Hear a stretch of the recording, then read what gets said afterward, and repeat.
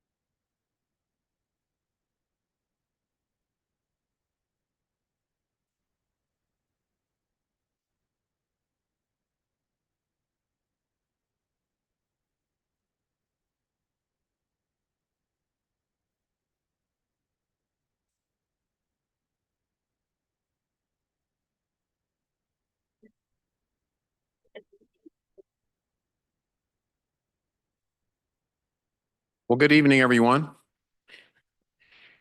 Today is August 7th, 2025, and welcome to the full commission meeting of your Unified Government of Wyandotte County, Kansas City, Kansas. Before I call the meeting to order, I want to announce that some commissioners, staff, and the public are attending remotely via Zoom, by phone, or they may be on site. All participants joining by phone should please mute your phones at this time. And this is done to avoid any background noise. During the meeting, please make sure that you announce yourself by name and title every time you speak. If you are going to make public comments, make sure that you announce your name and your city of residence. And this is done so the public knows exactly who is speaking. It also is a way for our clerk to memorialize your comments for record. It's also critical given the number of remote participants and current guidance from the Kansas Attorney General's office. If public comments are made at any point during the meeting, please make sure that you limit your comments to the topic of discussion. And please note that any disruptive comments or disorderly conduct are strictly prohibited as we strive to maintain the positive, harmonious decorum of this meeting. I'll now call this meeting to order. Clerk, roll call, please. Roll call. Burrows. Here. Townsend. Here. Burns, Here. Ramirez. We have an absence memo. Hill, Here. Kane. Here. Lopez. Here. Stites. Here. Davis. Here. Bynum. Here. Garner. Here. Thank you, clerk. We're going to start with our invocation. I'll ask everyone to please stand. Chaplain Jared Altek with Wyandotte County Christian Church is also a chaplain with the Fire and Police Chaplains Association. And following the invocation, we will have the Pledge of Allegiance. Good evening. I'll be reading a prayer written for this meeting by Dr. Marcia Rogers. Dr. Rogers was raised in Wyandotte County, went to medical school here at KU, and served as a doctor to this community for over 30 years. Also recently, her husband, Gary, and she legally adopted my wife, which makes her my mother-in-law. Her prayer is as follows. Our Father who is in heaven, holy is your name. You made the world and everything in it. You do not live in structures that we design, and you do not need anything, since you give to all of us life and breath and everything. You made from one man every nation on earth, determining allotted periods and boundaries, and you are not far away. We pray for your kingdom to come on earth as it is in heaven, and we ask that your will be done in each life present and in the lives of those who live in this county and city that you have given us to represent and to serve. Give us this evening your wisdom to solve the challenges that we face and hearts that understand the true needs of our constituents. Help us to have mindsets that allow varied opinions without resentment and to discern that which is best. We ask this in the name of Jesus and for his glory. Amen. Amen. I pledge allegiance to the flag of the United States of America and to the republic which stands one nation under God, indivisible, with liberty and justice for all.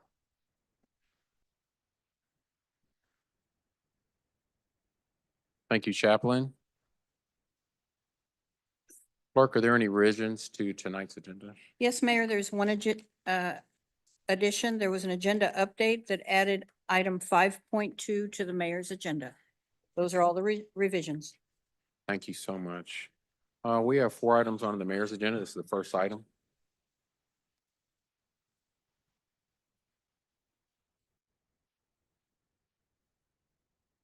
The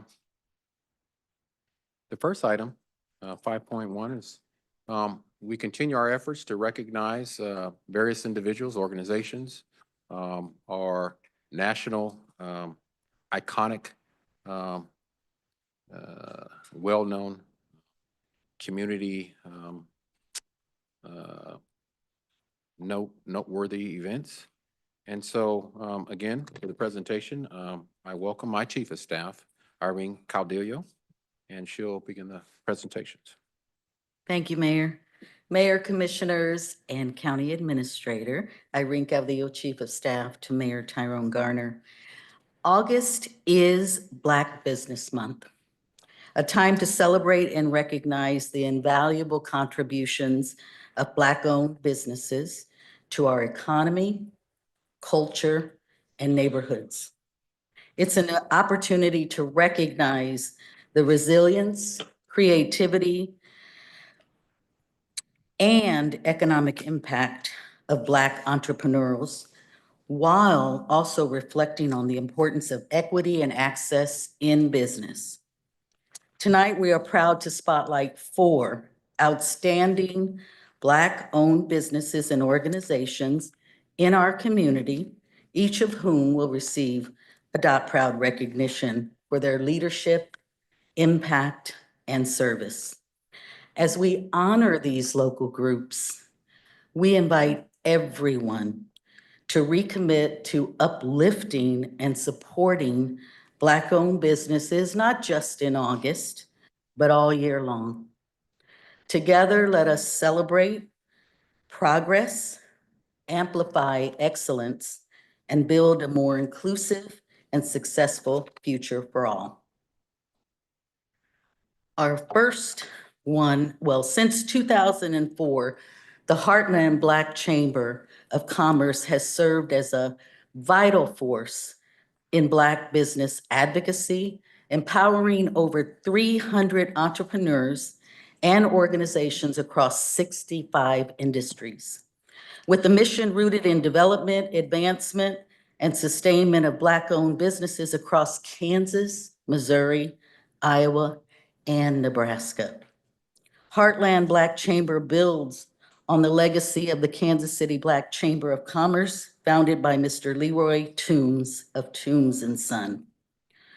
Grounded in a tradition of leadership and community service, the Chamber connects entrepreneurs and critical financial and strategic resources to support their long-term success. They champion the entrepreneurial spirit within the Black community, equipping business owners with tools, partnerships, and opportunities they need to grow, lead, and thrive. The Heartland Black Chamber is led by President and CEO Kim Randolph, who continues to champion economic development, strategic growth, and community collaboration across the Heartland. Please help me celebrate the Heartland Black Chamber with the Mayor's Dot Proud recognition.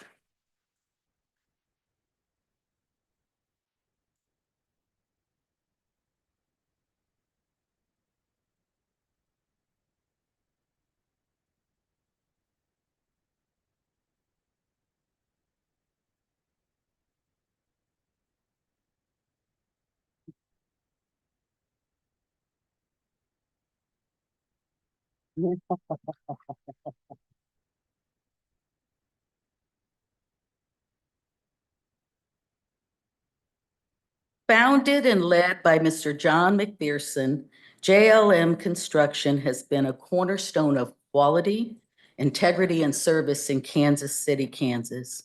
From residential remodeling to roofing, custom renovations, and beyond, this locally owned business has earned a reputation for delivering exceptional craftsmanship while staying true to its value of transparency, professionalism, and community care. With more than a decade of experience, JLM Construction is more than just a service provider.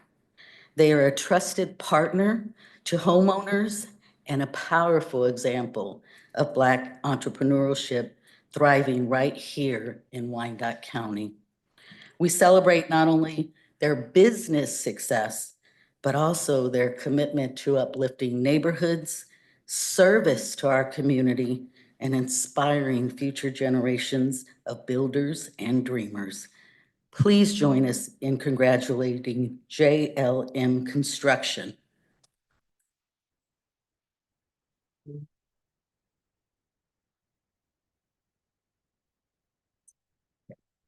We'll move to the Jenga Club.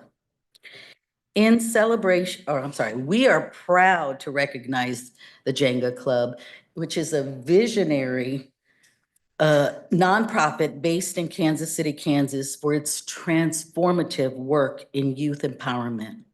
Under the leadership of founder and CEO Moses Wyatt, Jenga Club creates bold, youth-led programs that nurture leadership, creativity, and community both locally and globally. From the Jenga Talk Radio, created and hosted by youth, to Jenga Fest worldwide radio broadcasting on over 150 stations, to literacy and leadership programs like Breakfast and Books and the Student of the Week Award. Jenga Club is building a future where young people, they don't just participate, they lead. For their deep commitment to equipping youth with leadership and workforce development, we proudly honor the Jenga Club.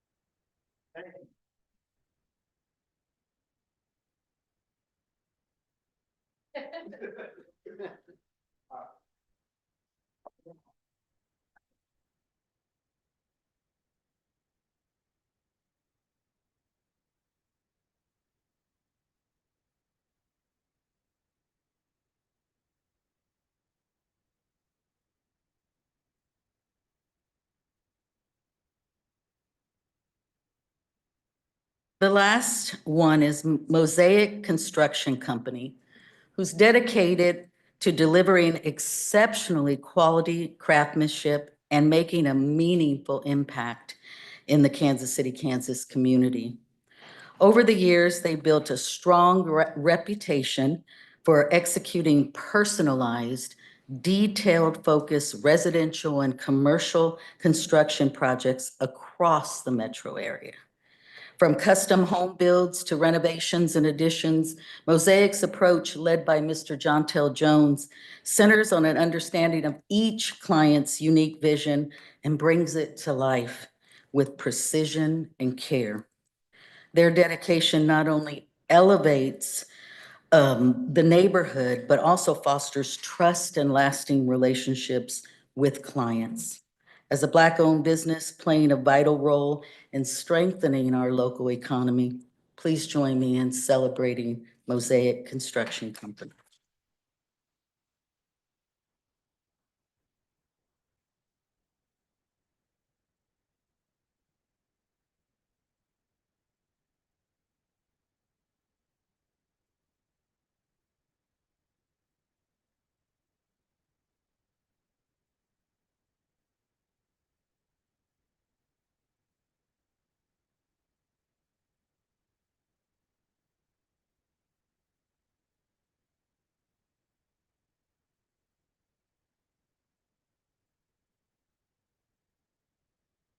Thank you, Chief of Staff. And I'd just like to say, this is Black Business Month.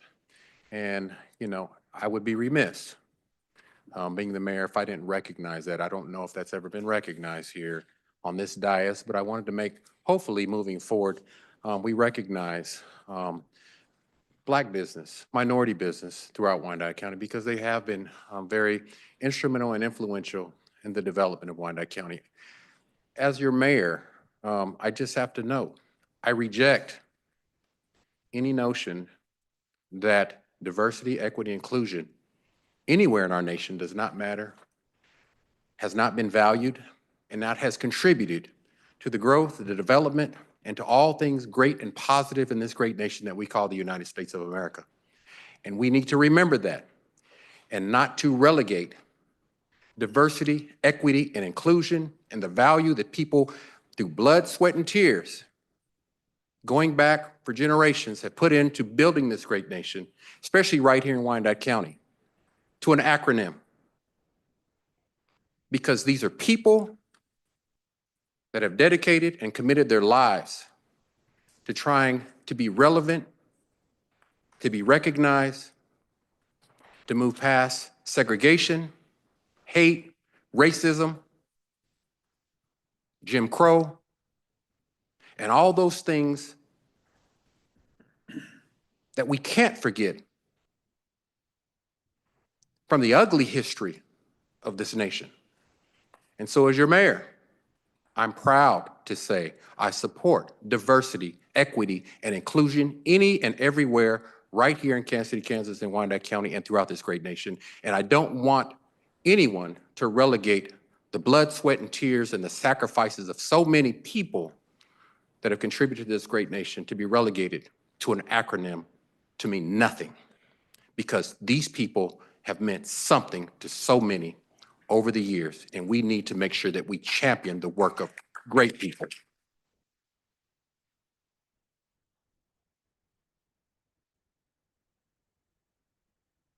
There are so many other businesses, women that have contributed, Latino, Asian, African American that have contributed. And so we're going to continue to recognize those individuals and those organizations for as long as I'm there, where it's appropriate. So give all those that were recognized tonight another round of applause.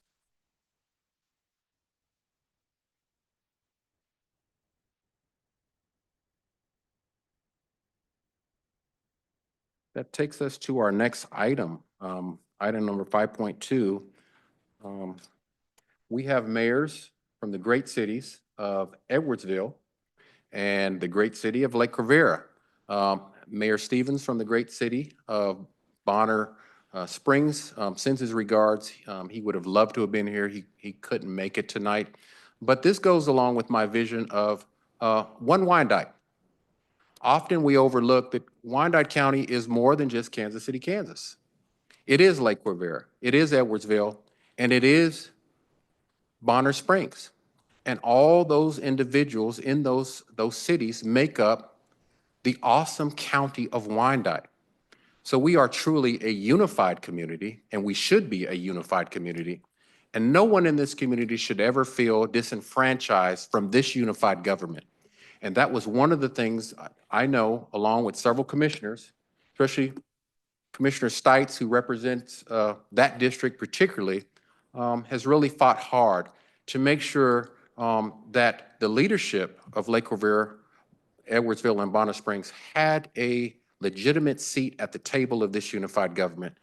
And I just ask that staff and that commissioners continue to recognize, embrace, and support the great people of these cities, because they truly make up what we call one Wyandotte, and not just a unified government, but a unified community. So it is my honor to bring up the mayor of Lake Rivera, and he will make a presentation, and give him a round of applause.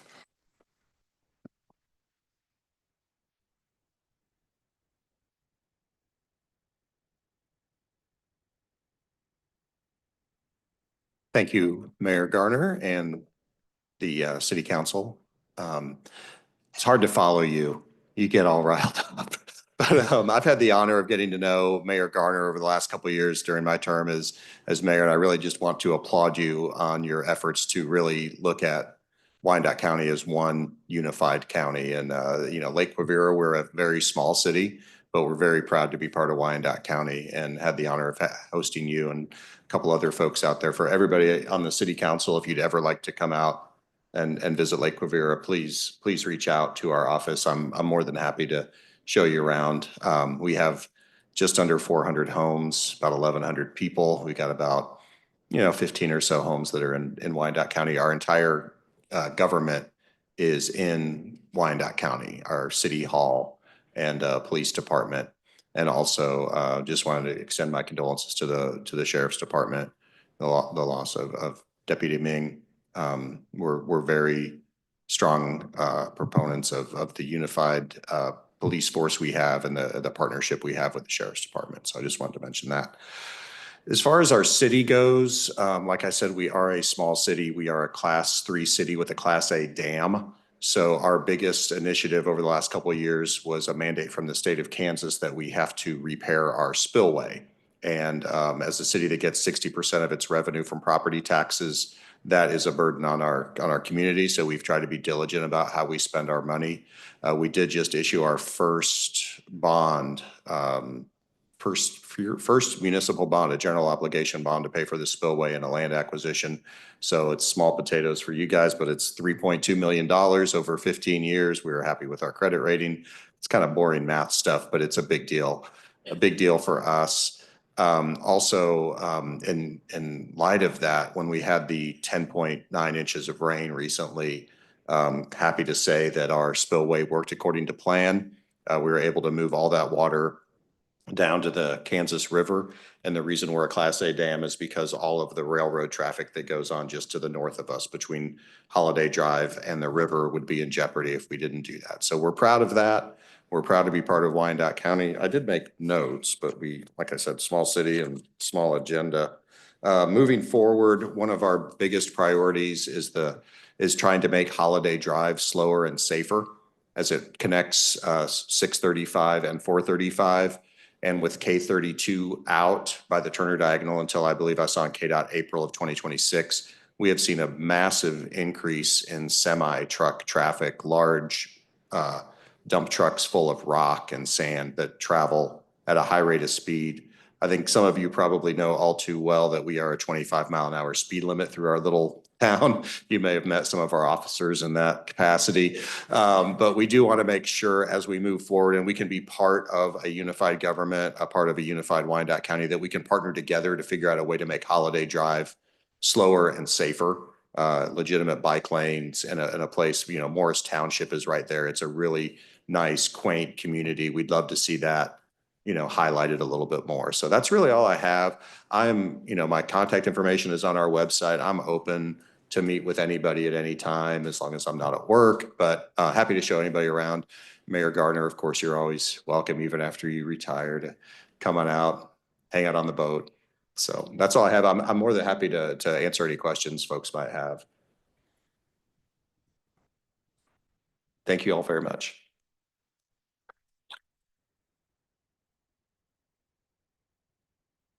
And I apologize, Commissioner Burrows. I failed to leave you out. I mentioned Commissioner Sykes, but Commissioner Burrows is the at-large commissioner for that district. And I know that he's personally been out to Lake Rivera, and he's been engaged with Bonner and Edwardsville, unlike anything you've ever seen before, working with Commissioner Sykes, because that is the district that he represents. And he has mentioned several times what you've talked about, Holiday Drive and some of the issues there. So we appreciate not only the leadership of Commissioner Sykes, but also the leadership of Commissioner Burrows of being on top and trying to ensure that the cities of Lake Rivera, Bonner Springs, and Edwardsville had a seat and a voice right here at the table. So we appreciate the leadership of your representatives here on the Unified Government Commission. Thank you, Mayor. Now, it's my honor to introduce Mayor Kahar from the great city of Edwardsville. Give her a round of applause as she comes forward.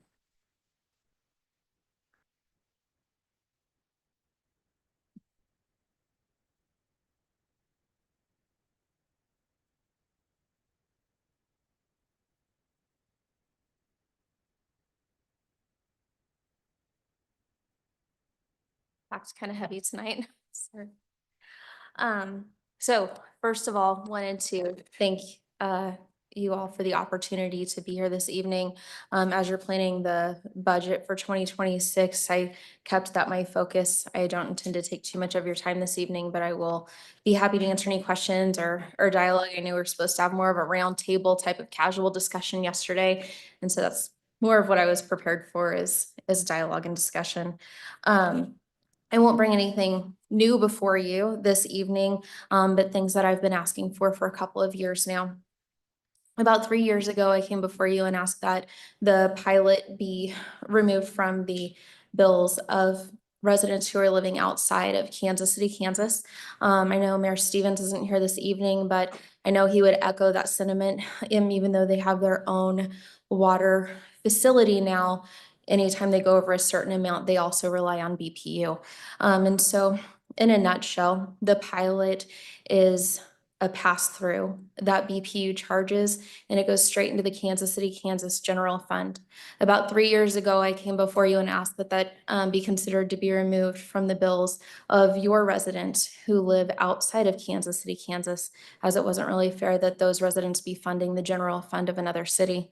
That year, a few years ago, I was told we were too far along in the budget process to wait. We'd be digging deep and making adjustments, and we'd look into it in the very near future. The next year, pilot was supposed to be removed, and it wasn't. I'm not sure what happened there. And I understand you guys have a lot going on, but I wanted to bring that to your attention. I feel like I'd be remiss if I didn't bring that to you this evening, so that you please consider adding that to an agenda, and maybe in September. I'd be happy to come back before you if that's what you would like, but to actually take action on it 3 years down the road and removing that from the bills of residents who are outside of Kansas City, Kansas. The next item that I'd bring before you is sci-fi. You've heard it from me before. That was a county-wide win. One of the main concerns of residents throughout the county is infrastructure, crumbling infrastructure, streets are falling apart. And sci-fi positively affected every part of the county. It's one of the few things that reached outside of the Kansas City, Kansas area, but also into Bonner and Edwardsville. But it wasn't just Edwardsville and Bonner, it helped Kansas City, Kansas too. In fact, most of that funding stayed right here in Kansas City, Kansas to support your own infrastructure. So I'd really like to encourage you guys to consider bringing that back into part of the county budget. When folks outside of Kansas City, Kansas look at our tax bill, they go, where are taxes going? How are the taxes that we're paying into Wyandotte County coming back to positively affect our part of the county? And that was a good faith step in showing that our county tax dollars were actually being reinvested into other parts of Wyandotte County, into our parts of Wyandotte County. And so just wanted to ask that you'd consider that. The last thing is another thing that I brought before you previously, and that's the separation of city and county business. And so you guys have a really tough job. There's a lot of stuff that comes before you. There's stuff for Kansas City, Kansas, but there's also county business, and that's two very separate hats. And so I would just ask that you consider when you're looking at not only the budget, but the business of Kansas City, Kansas and Wyandotte County, that you'd consider splitting that, breaking it even into two sections of the meeting. This section of the agenda is going to discuss the city business. This section of the agenda would discuss the county business. And I just think that would help not only for commissioners, but also for our residents to know what are we talking about, because that's something that I often am sitting and watching the meetings and thinking, okay, is this county budget discussion or is a city budget discussion? It would help clarify that and bring some more transparency to our community. With those, I'll stand for any questions or comments.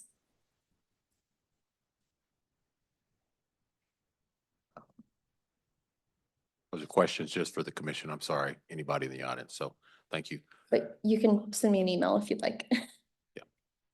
Thank you, Mayor. Okay, thank you so guys. much. Have a Yes, great evening. Thank you.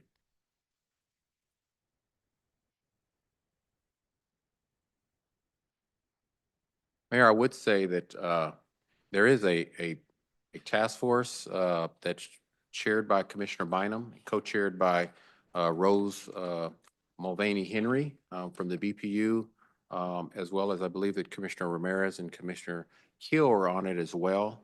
I would ask that you reach out to Commissioner Bynum and maybe have an informal discussion with that committee that is working on pilot issues to see how they can be of assistance with that conversation.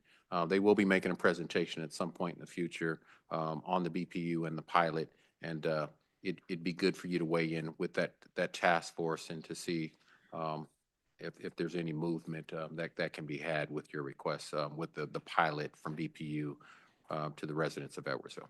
So, okay, thank you. All right.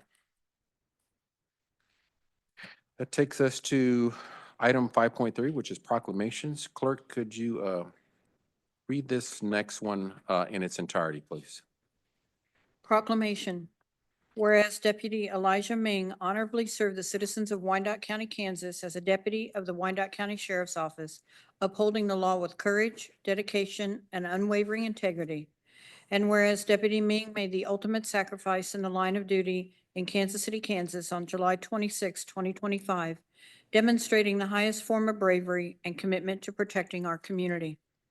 And whereas Deputy Ming was known not only as a devoted public servant, but also as a man of strong personal values, whose steadfast commitment to his family, his community, and to doing what was right earned the deep respect of all who knew him. And whereas Deputy Ming's integrity, compassion, and sense of duty left a profound impact on his fellow officers, neighbors, friends, and family, and his legacy continues to inspire those who follow in his footsteps. And whereas it is fitting that we honor and remember Deputy Elijah Ming, not only for his life and service, but also for the legacy he leaves behind in the hearts of those he served and protected. Now, therefore, I, Tyrone Garner, Mayor, CEO of the Unified Government of Wyandotte County, Kansas City, Kansas, do hereby proclaim July 30th, 2025 as Deputy Elijah Ming Memorial Day in Wyandotte County, Kansas City, Kansas. Let it be further resolved that this day be forever memorialized in the records and hearts of Wyandotte County, and that we encourage all residents to reflect on the contributions of Deputy Ming and all public safety professional officers who serve and protect our communities. Let's continue to, number one, support the Ming family, the Wyandotte County Sheriff's Office, as they navigate through this bereavement and coping with the loss of Deputy Ming. And let's also keep our entire community, along with the family and the Sheriff's Department, and all our public safety professionals in our sincere thoughts and prayers. There will be a memorial on Monday at the sporting stadium. I think that's Children's Mercy Stadium. And I encourage everyone that is able to, if you can't make it in person, to show respects. You're more than welcome to view it. There's several news stations that will be airing it live. And so, again, thank you on behalf of the Wyandotte County Sheriff's Department and the Ming family for all the support that this community has shown to our public safety professionals, but more importantly, the Ming family that is really struggling with this unnecessary, devastating loss. So thank you. Thank you, Clerk, for that reading. That takes us to item number 5.4. It's community input and recommendations. This goes along with my continued commitment to allow residents here in Wyandotte County, or those that have interests in Wyandotte County, to be able to just have a moment to voice their compliments, whatever those may be, or their concerns with recommendations to this commission for thought and consideration. So I'll turn it over to our clerk, and she will facilitate that portion of this meeting. Thank you, Mayor. Our first speaker is James Bain. Kathleen Holton on deck. Please state your name and residence. You'll have 3 minutes. Thank you, James Bain, Kansas City, Kansas. All of a sudden, what I have to say is not that important anymore. I hope when we're serving our community and doing what we can to improve the community, that we do so with the spirit that Deputy Ming had, and we do so remembering him. And so I thank you, Mayor, for your comforting words the last couple of weeks. And it's been for those of us that support have worked with police and public safety, it's tough to think about the sacrifices that they give. I want to talk about short-term rental, so I apologize. It's not that important anymore. But I wanted to advocate for the temporary World Cup short-term rental license that was brought up last week at the World Cup update. I served on the task force, the subcommittee task force that dealt with the short-term rental issue. We had a robust discussion in our group. We decided that if there was no regulation, people are going to do it, and it's going to be a system run amok. And we have to have a way to at least get people registered so we know where these short-term rentals are at the very least, because people are going to do it anyway. And getting people registered so we know where they're at is important for the neighborhoods, and important for planning and knowing where these places are at. The best way to welcome people to our city is through short-term rentals and welcoming people into our homes, interact with them, show them our community. Short-term rentals will drive visitors to KCK. And I hope you think of us, short-term rental owners, as little ambassadors for the city. We strive to show people a welcoming city in activities. And so in my short-term rental, I have like journals that I 1 leave minute for remaining. people. If I could have just 1 extra minute, because I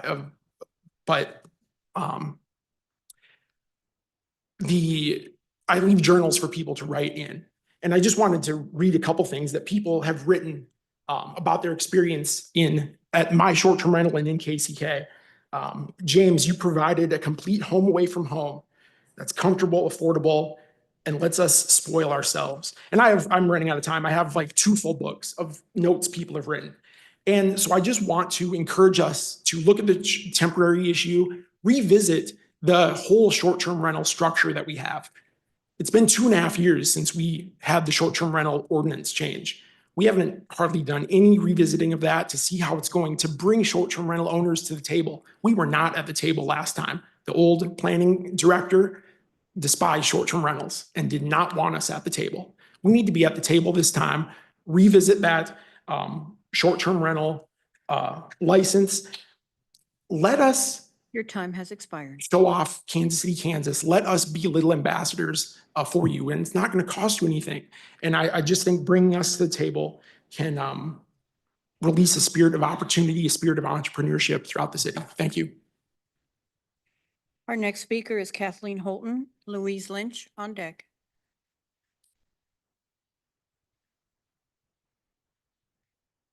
Yes, hello, my name's Kathleen Holton, and I live in Barner Springs.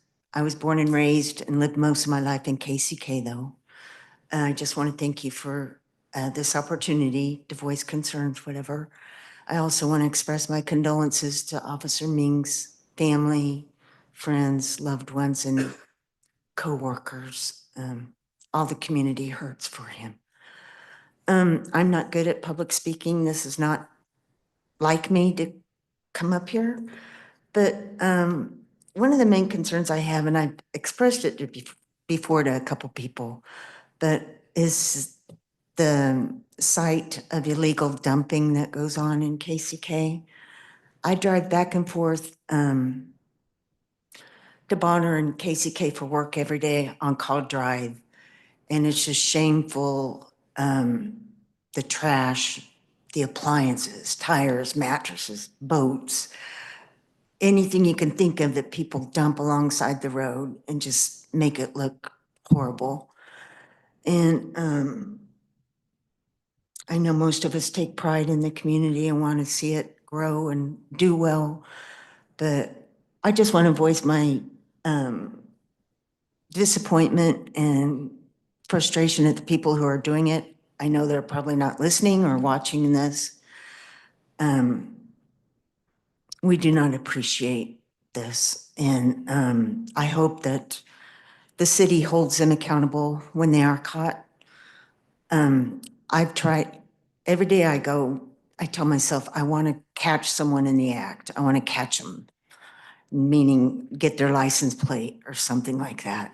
Last week, I did see someone on the way to work dump his mattress there, and I pulled alongside the road, and I was going to take his license plate, and he sped up, so I couldn't see it. But my question is, I don't know if there's cameras or not. I hear different stories. Can there be 1 minute cameras set aside there? Or also signs? I don't see illegal dumping signs. And perhaps a barricade or something to prevent people from dumping things there. I just want to see Kansas City, Kansas do better, and thank you for this opportunity. Sorry, one more thing. It's sad to see the dogs that are dumped there, and I appreciate animal control and the shelter for all the hard work that they do. And I know the city tries to clean up that area all the time, but every week I go by, things are just dumped more and more there, and it's just sad to see. So thank you. Our next speaker is Louise Lynch. Stephanie Moss on deck.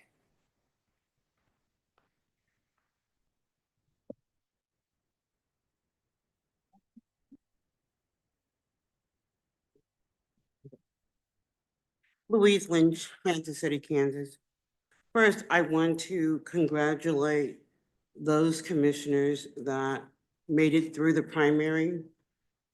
Andrew Davis, Chuck Stites, congratulations. Those of you that are departing, I hope you've had some kind of a good time, or you felt that you made some kind of difference. We appreciate that. And Mayor, I want to thank you for, in your opening remarks and talking about decorum, and talking about we have to have a positive vibe, respect, that we should be one community, whether we have differences of opinion or whether you like someone or not, at least when you're in this chamber. And I appreciate that because I want to talk about that a little bit in regards to last week's meeting. If you look at the 5-hour and 15-minute mark, you will see while Commissioner Kane was speaking, Commissioner Phil Lopez was making sexual vulgar gestures with his hands. It is on the YouTube tape. This is not the first time to do something out of decorum, but this is more than despicable. We have families that are here. We have children that watch. And even if none of those were existent, to do that in this chamber should not be acceptable by anyone. 1 minute remaining. I would like an extra minute like the other gentleman, please. I am asking all of you commissioners that I have emailed today to take another look at that video. And if you think that that is okay to do nothing. If you think that this is enough, I urge you to call in the complaint. We have to have decorum and respect. If you require it of the audience, it needs to be required of the commissioners. Putting your feet on the desk, putting your hat on when it's not appropriate, demeaning entrepreneurs, chastising children. We cannot do this if we are going to be a unified government, a unified community. I know Commissioner Townsend numerous times have had to reach over to Commissioner Lopez and ask him to watch his language. It's on videos. Your time has expired. We cannot continue this. Please, please, for this community, bring decorum and human decency back. Thank you. Our next speaker is Stephanie Moss. David McCullough on deck.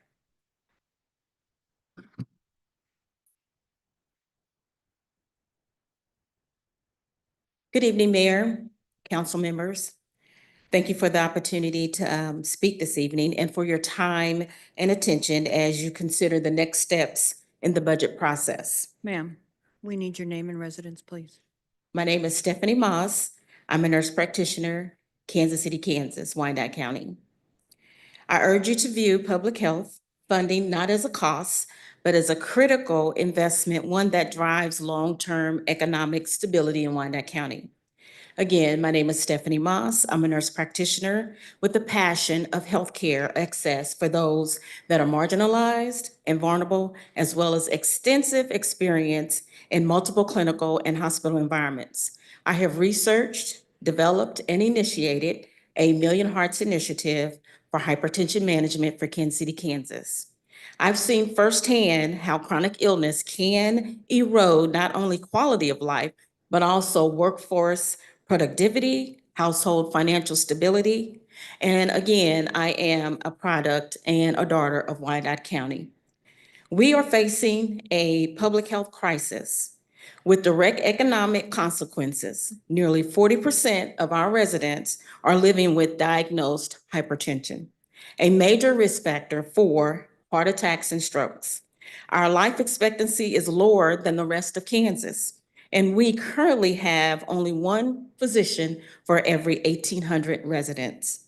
These heart challenges have downstream effects on our workforce development, participation, education outcomes, and ballooning healthcare costs. In a 2022 community survey, nearly half of respondents cited access to healthcare as one of their top 3 barriers to health. That's just not a medical issue, it's an economic warning sign. When people can access care, chronic conditions go unmanaged. The higher emergency room costs are there, higher Medicaid spending is there, and loss of productivity at work and deeper cycles of poverty exist. As a healthcare provider, I cannot do this only in the exam room. We need a strong, publicly funded health infrastructure to deliver the wraparound services that improve outcomes and reduce long-term costs. 1 That minute means remaining. investing in community health workers, health education programs, and chronic disease prevention initiatives, all of which help reduce expensive hospital visits and support of a healthier, economically stable population. Health investments are essential infrastructure. Cutting the health department's budget now, especially after years of stable federal disinvestment, would only shift costs elsewhere, making it very expensive to be able to live and to be able to have healthcare access. A well-funded, connected public health system is just not a compassionate, it's fiscally responsible. It's an investment in workforce readiness, educational attainment, and reduce public spending on preventable illnesses. Wyandotte County and its people is worth that investment. Thank you. Our next speaker is David McCullough. Brianna Vaughn on deck.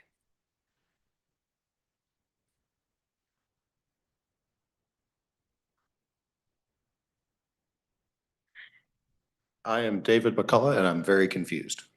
I don't believe I'm on the agenda. I'm going to go before I get called up here again. Thank you all very much.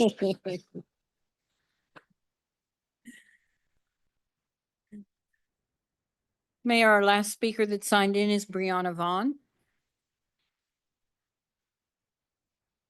Hello, my name is Brianna Van. Okay. Good evening, and I live in KCK, sorry. Good evening, Mayor and Commissioners. I am here as a nurse advocate and constituent. I want to express my strong belief that Wyandotte is worth it. Wyandotte deserves meaningful health investments in the well-being of my neighbors and me. As a recent transplant to this community, I'm here by choice. I grew up surrounded by a faith-filled community that inspired a strong desire to serve others. My commitment to serving and educating people about their health and well-being, including access to quality healthcare and community services, was shaped by this environment. Faith communities do a lot to provide community services and support, but there are still a lot of unmet needs. I started my career as a nurse in the hospital working on a cardiothoracic, so heart and lung floor, and then, worked through the pandemic and all of that. This experience taught me a great deal and reinforced my belief that health is everything, whether it's nurses administering vaccinations, community health workers assisting individuals in accessing resources to better understand and manage their conditions, or the health department advocating for policies to promote health. Wyandotte matters and Wyandotte is worth it. I've since transitioned into clinical research, and with my strong background in bedside nursing as well as research, I am passionate about improving health outcomes and advocating for my community's needs. That's why I'm here tonight. Wyandotte matters and Wyandotte is worth it. Whether it's healthcare access in Wyandotte's rural and metro areas, maternal and infant health outcomes, or programs aimed at reducing the alarmingly high rates of hypertension, I believe that where you live should not determine if you live. Our neighbors in Johnson County are living healthier and longer than we are. 1 minute remaining. I believe that improvements in our health outcomes are possible with the right priorities. Investments in health should be our top priority. Thank you.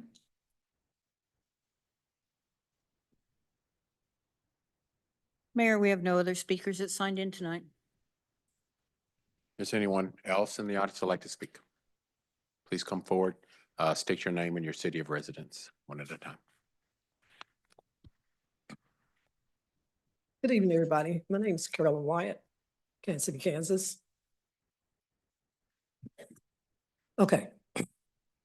I'm here tonight because on 13 in Washington, it took like 4 or 5 months to get the hole fixed in the ground.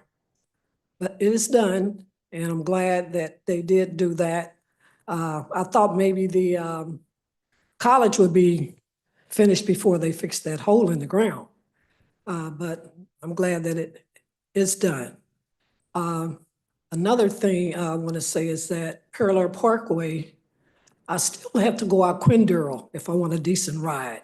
So Parallel Parkway is an issue that I think someone needs to take the issue and make sure whoever in that department, that they take care of Parallel Parkway. I mean, you have people that are hired in the UG to take care of the streets. So I think that need to be taken care of. Parallel Parkway. I think every commissioner need to ride out Parallel, going and coming, and see if you'd like to ride that every day. Because people live in the Northeast or people who just travel from west to east or east to west, they run through that. And so I drive out Quindurl every day, even though it's out of my way, but I don't want to tear my car up. You know, I hear some rattling in my car now, and I'm sure a lot of people have a lot of rattling in their car that wasn't there. So I think that's very important that they take care of Parallel Parkway. And that's what the commissioners, whether you're in that area or not, I think you all need to experience that ride like we do. Thank you.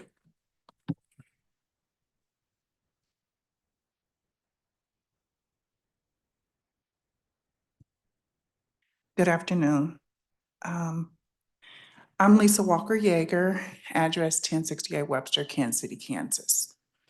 I want to talk to you today about, it's not quiet no more, but a quiet crisis that was unfolding a couple years now in our communities regarding our elders, regarding our working families of losing their homes.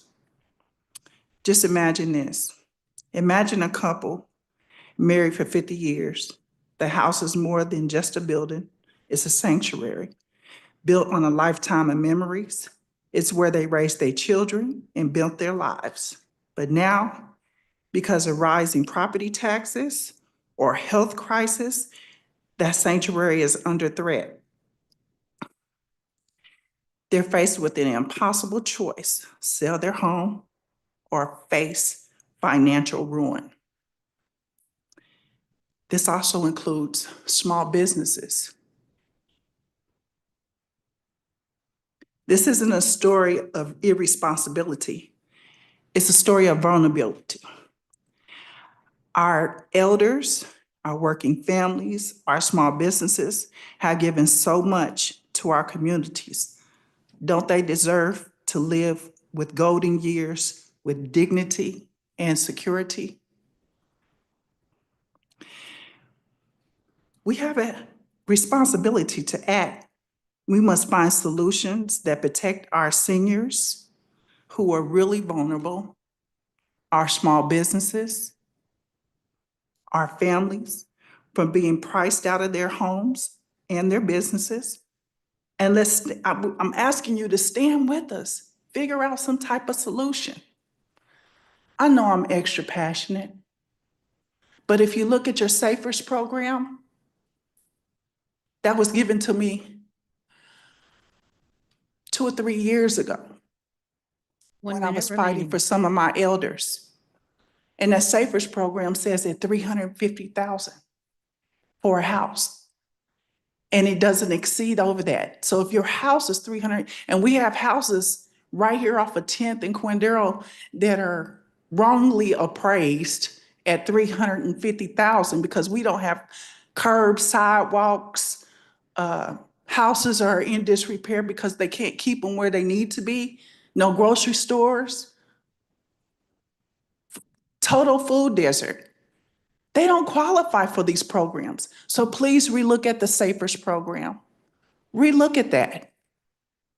And bring it up where, if you're bringing up the appraisals and you're inflating the properties and the taxes, you have to change the programs so people can qualify that really need them. And then how are you going to build rooftops? What are you going to give an incentive for people to come move here? Ma'am, your time has expired. That's what I'm looking at being a commissioner. That's what I'm looking at. So please, thank you. Please take time out and look at these programs.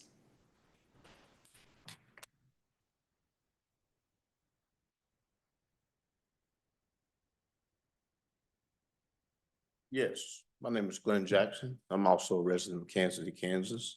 And along with what she just said, our home appraisals have constantly gone up. I was under the assumption last year they was going to do something in the commissioners to hold down our this year's appraisals. But then everybody changed and said it's going to go up in 2026. And what I'm trying to figure out is what's the reasoning? Because like she said, we don't have no sidewalks.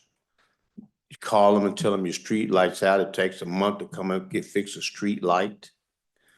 Parallel's the worst street in Kansas City, Kansas. I live on Parallel and I avoid going down Parallel. What I'm asking is, when are we gonna get some help for the seniors in our property tax? There's supposed to be a moratorium for people, but then it was changed. And I'm also under the assumption that I heard, I don't know if it may be rumor, that Bonner Springs and Everville are trying to unincorporate from Kansas City, Kansas, which will further burden our property taxes in our area. I don't know if that's true, but that's the rumor that I heard. They're trying to separate from Kansas City, Kansas. So that'll put an additional burden on the people that live here. And we do not get the services. I got a friend who lives in Bonner. They don't have their streets are a lot better than ours. And it's a smaller community. I just want to say, I hope there's something you guys can do about our property taxes.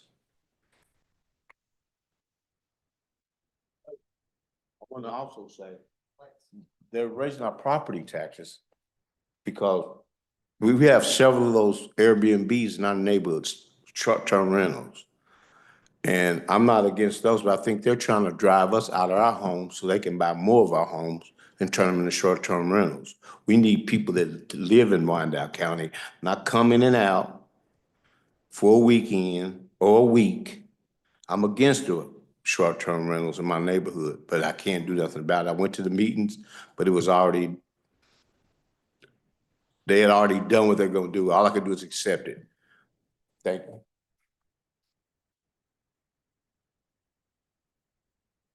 All right. Good evening, everyone. My name is Corey Hall, 3310 North 37th Street, Kansas City, Kansas. I'm going to take a different route tonight with the commissioners here in front of me. You're listening to us, and I thank the mayor for giving us this platform to be able to speak and say our concerns, our comments, complaints, happy joys, all that good stuff. But as commissioners, I want to bring a charge to you all.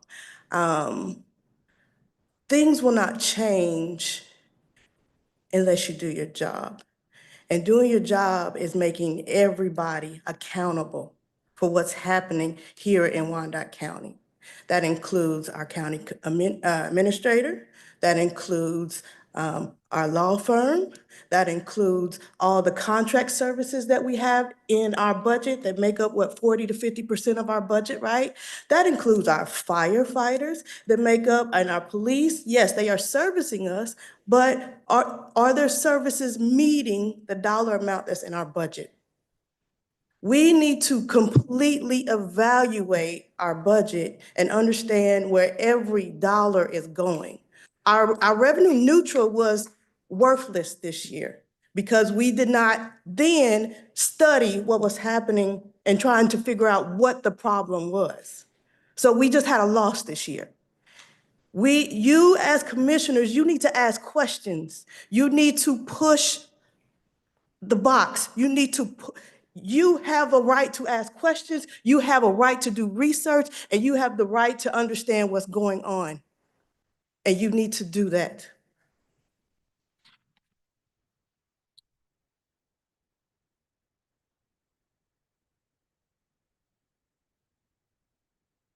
Okay, clerk, is there anyone else online that has their hands raised?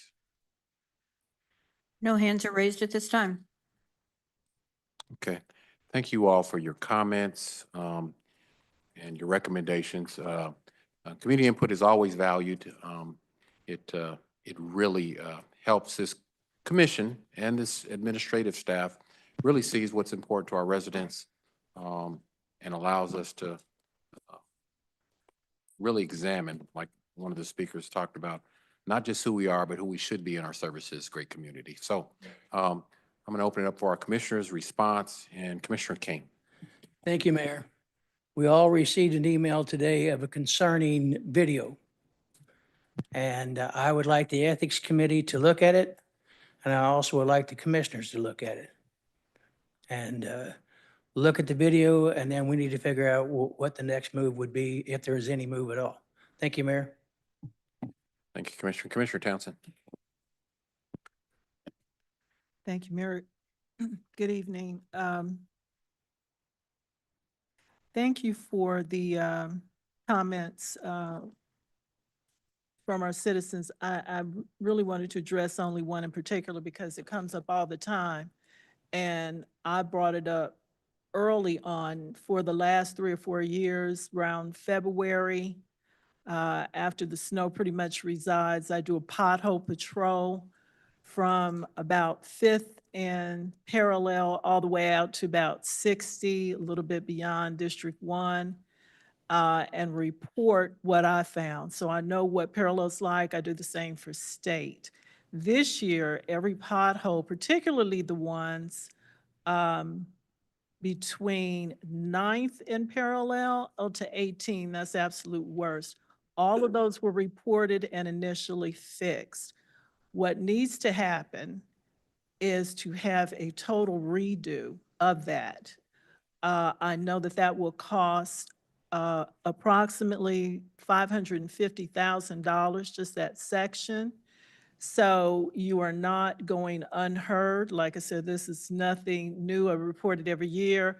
I would highly encourage each person, when they encounter the potholes, to please, please call them in to 311. That's the only way that the city is going to know about particular ones.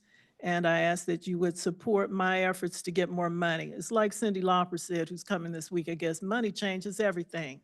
So if any of you have like $500,000, I haven't won the lottery yet, but I wanted you to be aware of what the estimated particular cost is on just that section. Thank you.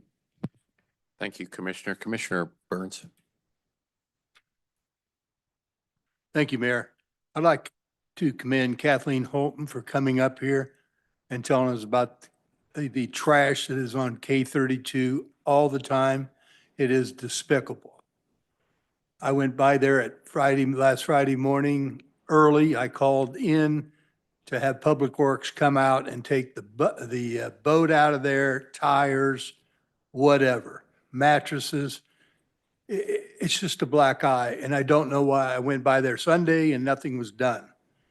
So they had 2 days to do it and they didn't do it.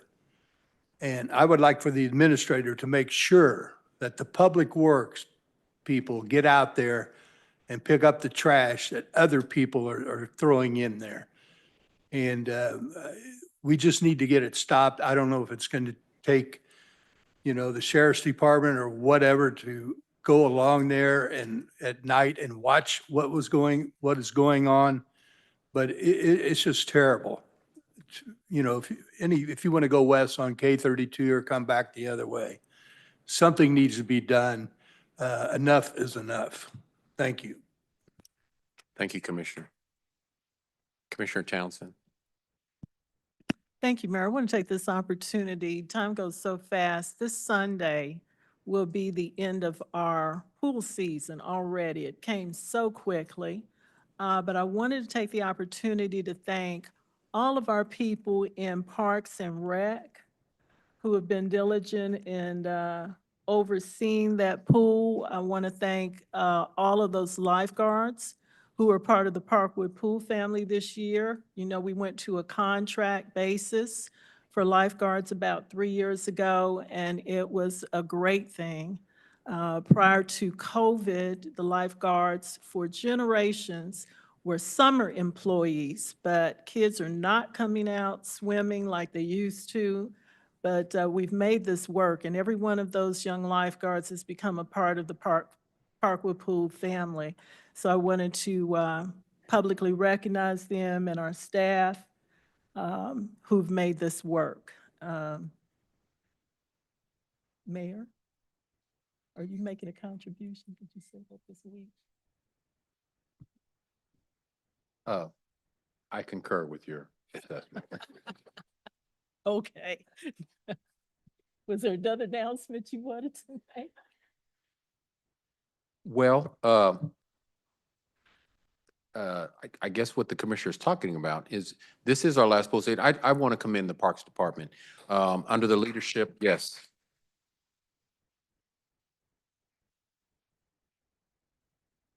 Angel Ferrer has done an outstanding job, her and her team.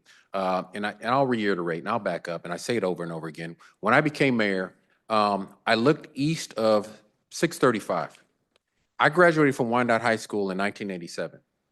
And one of the things that I noticed when I ran for mayor is our parks and a lot of our amenities in our parks didn't that look that much different from when I graduated high school in 1987.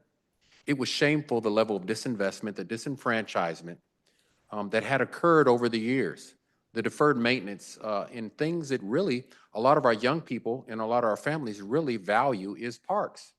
Especially when you talk about healthy communities, we listen to some folks talk about health in our communities. Well, if you don't have a safe park to walk, to exercise, to perform some type of athletic activities in, if there's nothing for our young people to do because there's no swings, there's no hoops on the basketball courts, the pickleball and the tennis courts don't have nets, there's no walking trails, it's overgrown with weeds and trash.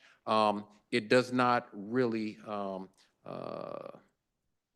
reflect an inviting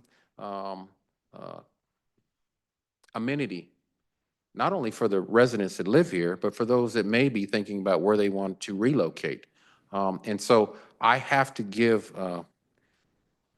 kudos to our administrators and really our Parks Department with very limited resources and money. When I went to Angel and I said, Angel, we have to do something. This is totally unacceptable. The people that live in these communities, they pay their taxes, they have families, they're hardworking, they have families, they grew up here, they deserve better. And she agreed. And she said, Mayor, say no more. And she went out and found a lot of grant money that were available. And she won a lot of grant fundings. And what you'll see, just about every park, Northeast, downtown, the Hills, Strawberry, Russian, Armadale, Rosedale, Argentine,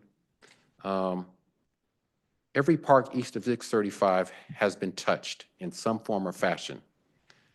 And if you go to our parks in these areas that have been underinvested, disinvested, in neighborhoods that have been disenfranchised, you will see walking trails. You will see pickleball courts, basketball courts. You will see a refurbishing of these parks. And these parks are being utilized by our residents, unlike anything I've ever seen before. Spray parks. I know we talk about the pool. Our spray parks are, I mean, kids are just, having a great time with their families.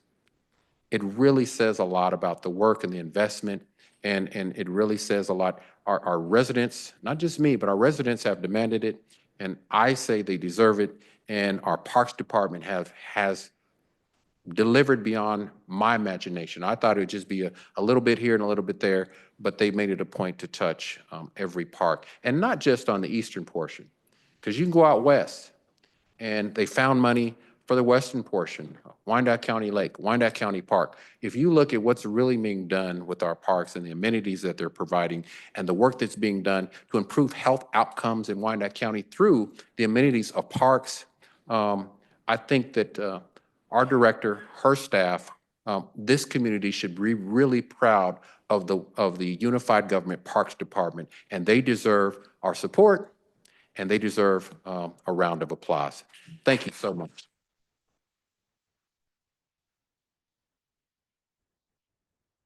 And the pool,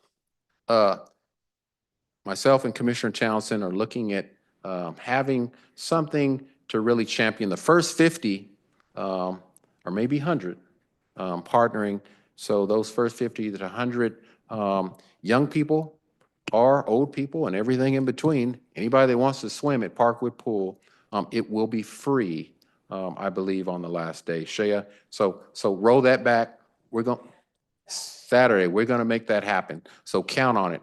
The first 100, Mhm. myself and Commissioner Townsend are going to make that you have a free opportunity to swim, weather permitting. So I encourage the community to come out, enjoy the Parkwood Pool. You will see Parkwood Park as being one of those parks that has been refurbished.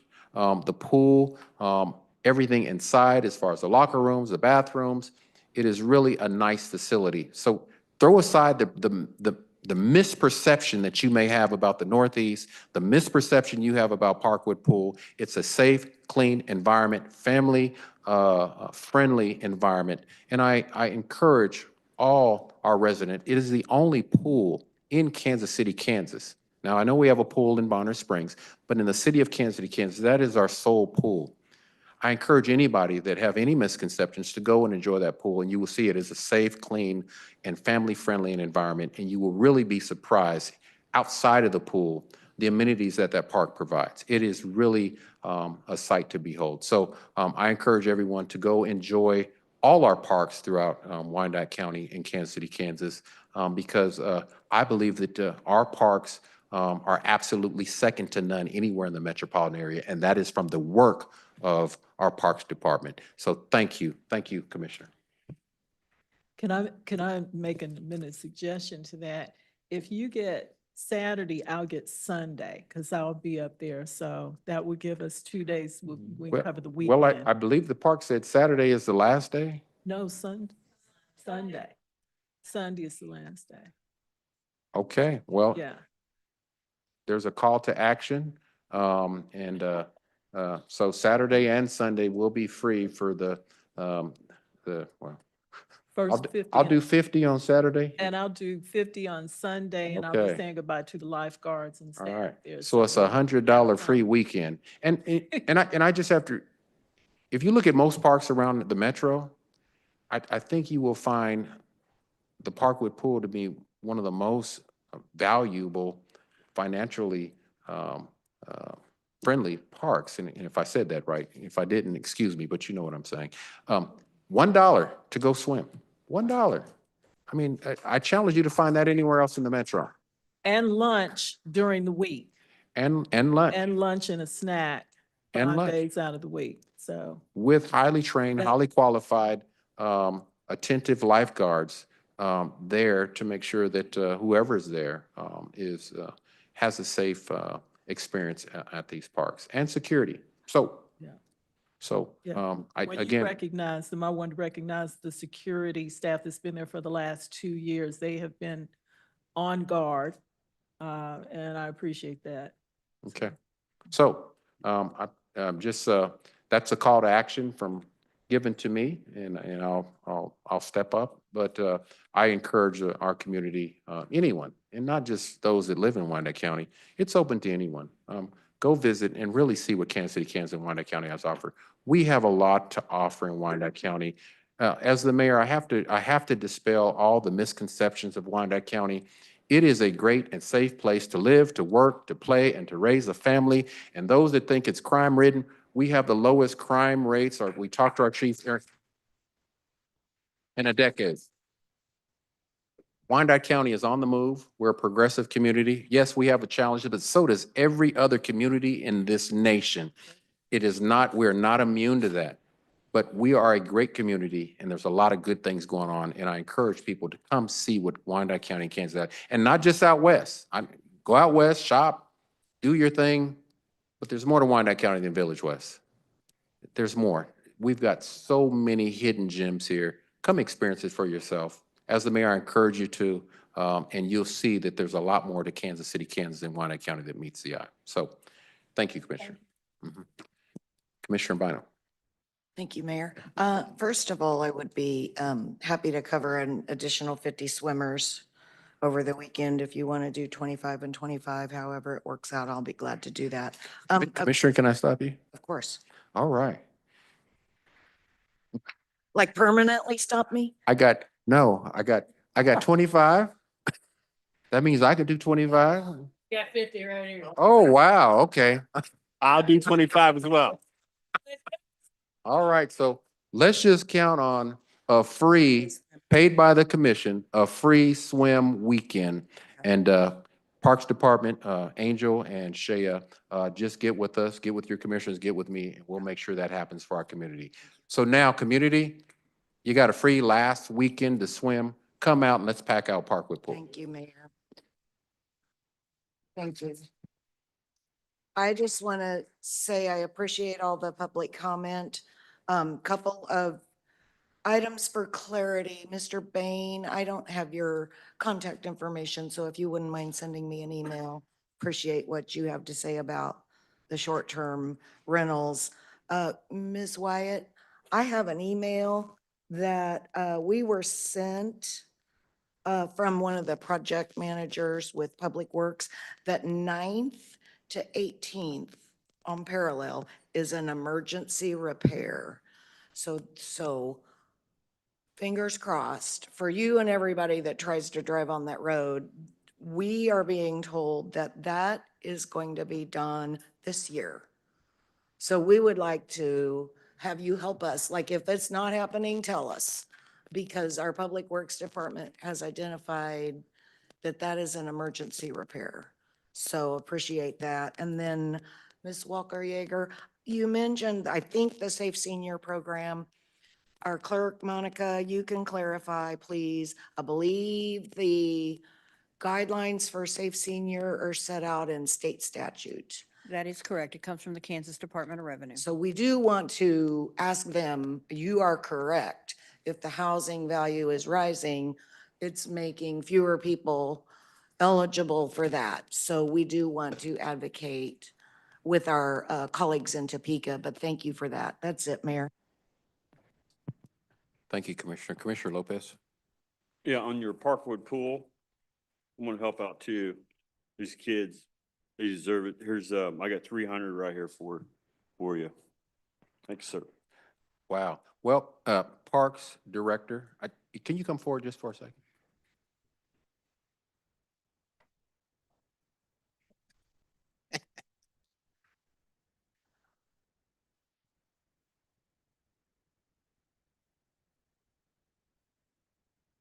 Yeah. I just have what is the capacity of Parkwood Pool, do you know? It's. Just went up to about 28. Right. I think it's about 150. Okay, so any excess of monies collected from the commission, I think there is a Parks Foundation. Yes. Okay, can we make sure that the Parks Foundation receives that money to go into that fund to support our parks? Yes, yes. And we can make sure it's tracked and we have all that accounted for. Okay, and just to reiterate, a quick question. The spray parks, I know we opened Heathwood and I believe one more. From what I see, it's successful. I mean, a recommendation, I know we talk pools a lot, but when you talk about community, the community experience in utilizing these facilities, are we seeing more at the pool or are we seeing more at the spray parks? It's a hard question because we see a lot of users at both facilities, especially with the upgrades to the spray parks. Those are being really well received. Parkwood Pool has hit, capacity almost every day, especially when it's, 90+ degrees out. So your contribution will go far. I'm sure we'll have a lot of people out there this weekend, but it really, really depends. But we've got users at all the facilities if you go to them. So. Okay. Well, thank you. Thank you. So I guess you'll get with us tomorrow and really get this, Yes. get our contributions. Yes. Okay, thank you. Thank you so much. Thank you.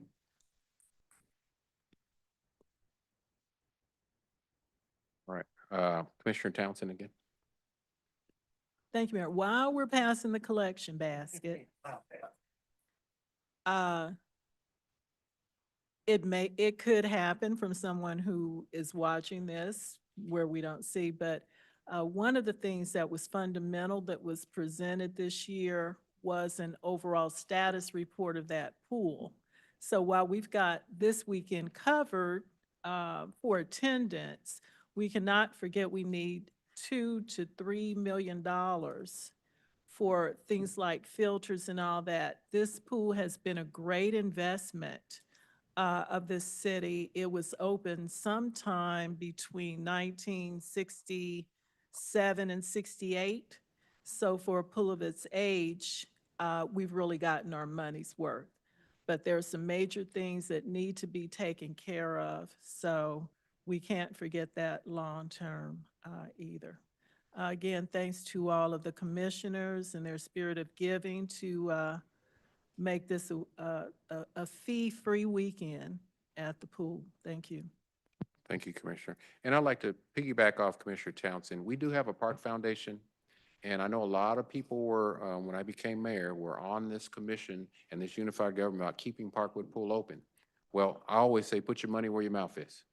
If you really want to invest in our parks and in our pools and seeing those things updated, the unified government has limited funds, but we do have a park foundation that you can donate to help with those things that you want to see in your community.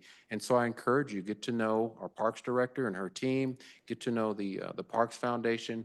And if you have or you know people that have the financial means to invest in our parks, that is one outlet and bridge that can make that happen. And I encourage you all to do that because there are a lot of needs. And these types of minis are really valuable to our neighborhoods and our families, and our kids just have such a great time enjoying these amenities. So it's not just an investment in Wyandotte County unified government here, it's an investment in your neighborhoods and your community. And so anybody that's watching, please take that into consideration. Commissioner, Dr. Hill. Thank you, Mayor. I just wanted to say a couple of things. Thank you to all who had comments on this evening. And I just want to say to those who have talked about healthcare here in our community, thank you for your presentation. Certainly appreciated. And we definitely need to address those issues and to continue to address them. And I don't want us to feel like we have not been addressing those issues. Just in my block alone, I know several who have died due to poor health. Others in my neighborhood are sick due to poor health. So I'm just definitely aware and look forward to us working together to make some positive changes.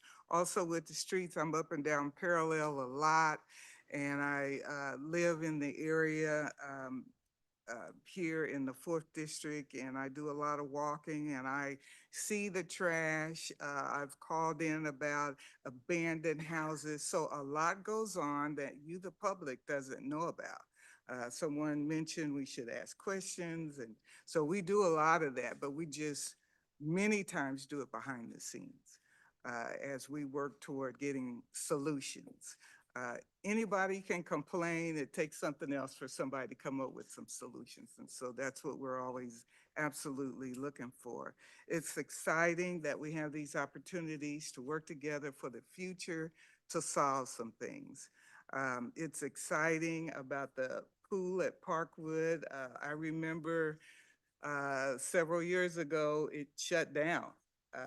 Or if it didn't shut down, it almost shut down, because we didn't have, it was during COVID season and we didn't have lifeguards, and oh my goodness, it was quite a little challenge. So I really want to thank Commissioner Townsend for really pushing that area as far as swimming in our community, making sure Parkwood, along with our community members and the staff, making sure we got that done. What a great job, and it's exciting to see what has happened.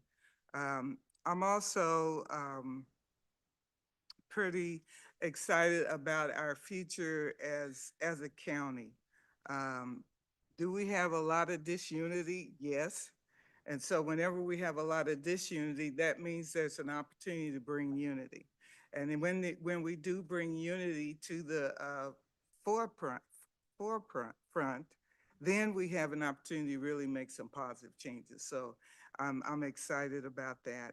I listened to Ms. Kathleen Houghton about the dumping out there, and it's disappointing, and I've seen the grass that needs to be cut across the county, and so we have those things that we are working on.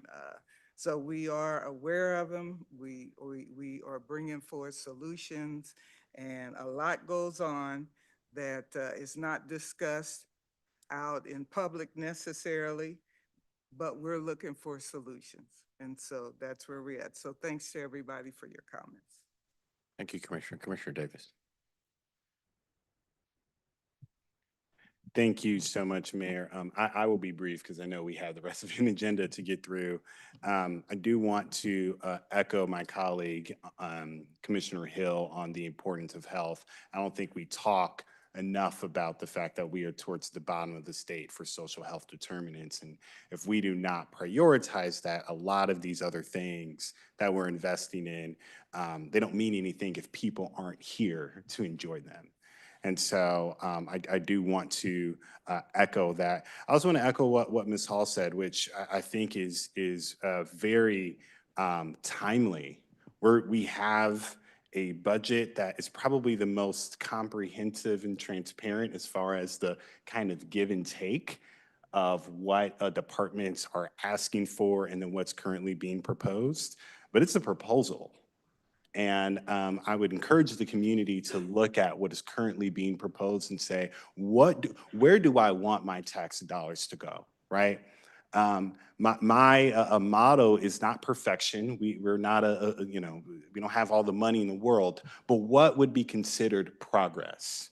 What's 1, 2, 3 things that you can look at in your neighborhood, in your area, that you could say, you know what, I advocated for it and it got done? Whether it is us making significant progress on dumping and putting cameras or barriers, our potholes and street maintenance, because we know infrastructure was the highest identified priority for our community.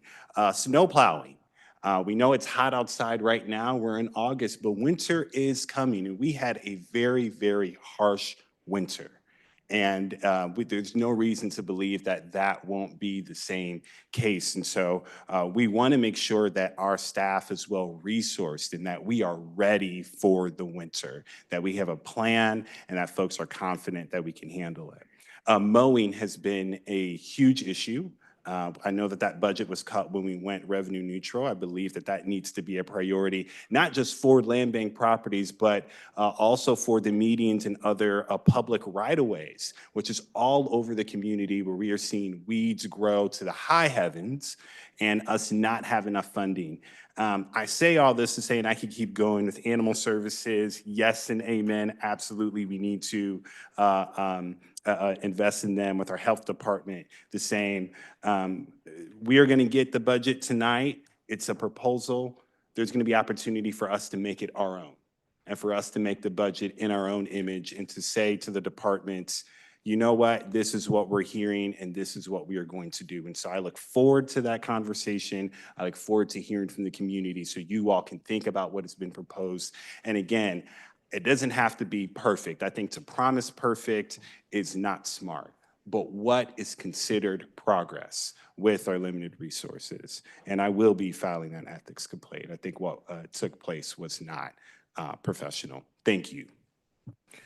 Thank you, Commissioner. Commissioner Lopez. Yeah, just want to echo on the Kathleen Holton, the illegal dumping. There is something there's a lot of cases already. There are a lot of prosecutions going on, or prosecuting some people being held accountable left and right. I've met with the PD and sheriff, and we have some great solutions. Just can't really talk about it, but just want to let you know it's getting handled. So I just want to put that out there for you. Thank you. Thank you, Commissioner. Just to follow up on the commissioners, hearing some of the concerns of residents.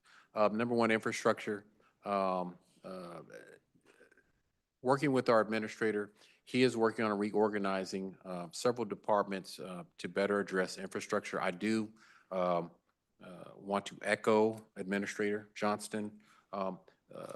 Really have this reorganization of these departments really focus on blight, focus on overgrown weeds in those key areas, having a person or persons make sure that they use the trash truck that I know we have, dump trucks today, really going down these main thoroughfares and looking and taking a visual assessment of the trash, the blight that may be there, and being proactive in trying to help beautify these areas, working with waste management as well in any ways that we can. When you talk about infrastructure, especially potholes in our streets and our sidewalks and those things, I can say that when I first became mayor, I brought to this, the commission at the time, a sales tax recommendation initiative. The commission at that time really wasn't warm to that, but I can say now they are, based on our financial challenges. And so I will be sending to Commissioner Davis's standing committee both a transient guest tax initiative request that they can work on to make that decision to get to this full body, as well as a sales tax initiative. Hopefully reach out to your commissioners. I know the original recommendation I raised to the commissioner was parks, infrastructure, police, fire, as well as some other amenities that touched every corner of Wyandotte County, so there would be no community or neighborhood left out when you talked about a sales tax initiative. And so I just challenge our commissioners when they get this to make sure that there's no neighborhood or community within Wyandotte County that's left behind with these initiatives, because everybody should benefit. And I also believe that because of our financial challenges, these sales tax initiative, we have to, and that was the argument that I made before, allow our residents to have some skin in the game on what they want or not when it comes to these types of amenities and resources, and let them decide.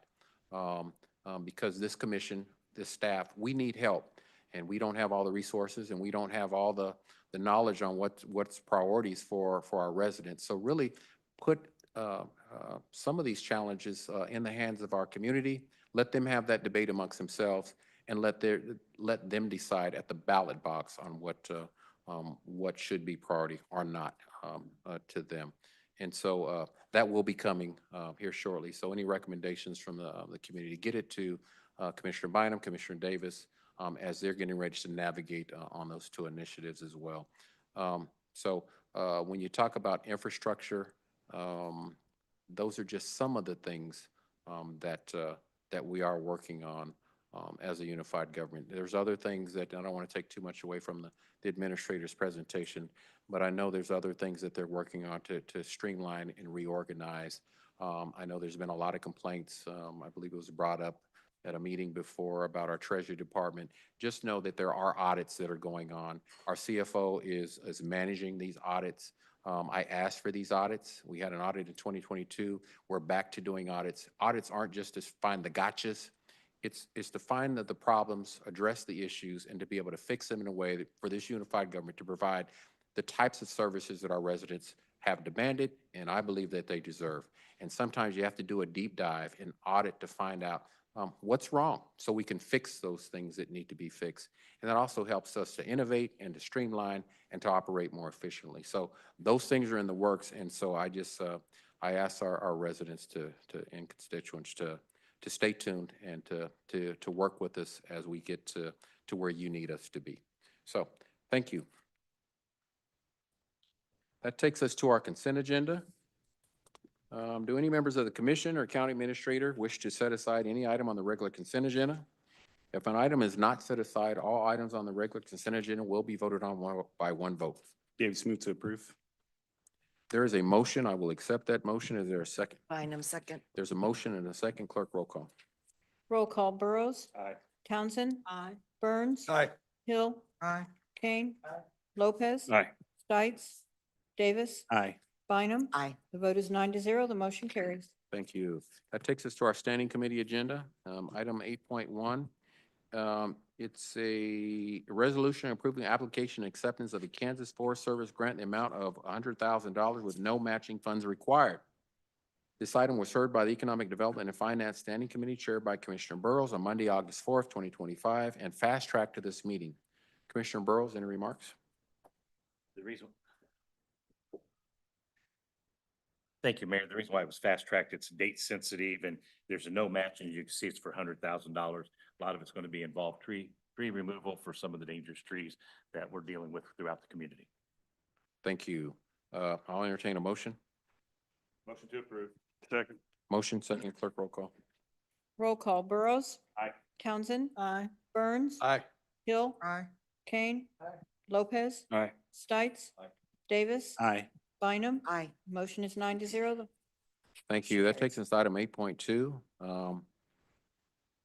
It's a resolution for Community Development 2025 Annual Action Plan, authorizing submission of the annual action plan to the U.S. Department of Housing and Urban Development for 3 separate grant funds: Community Development Block Grant, CDBG, Home Investment Partnership Program, HOME, and Emergency Solutions Grant, ESG. These grants total over $3 million.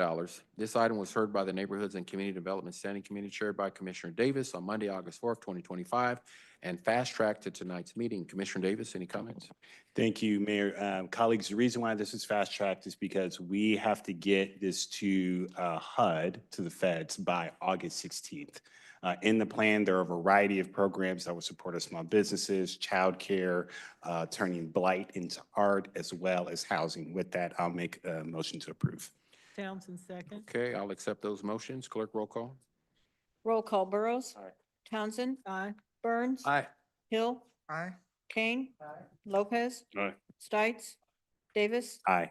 Bynum. Aye. The vote is 9-0. The motion carries. All right, thank you. That takes us to probably the more important item on tonight's meeting. It's the administrator's agenda. It's item 9.1. It's the budget presentation and recommendation for the 2026 Unified Government Budget.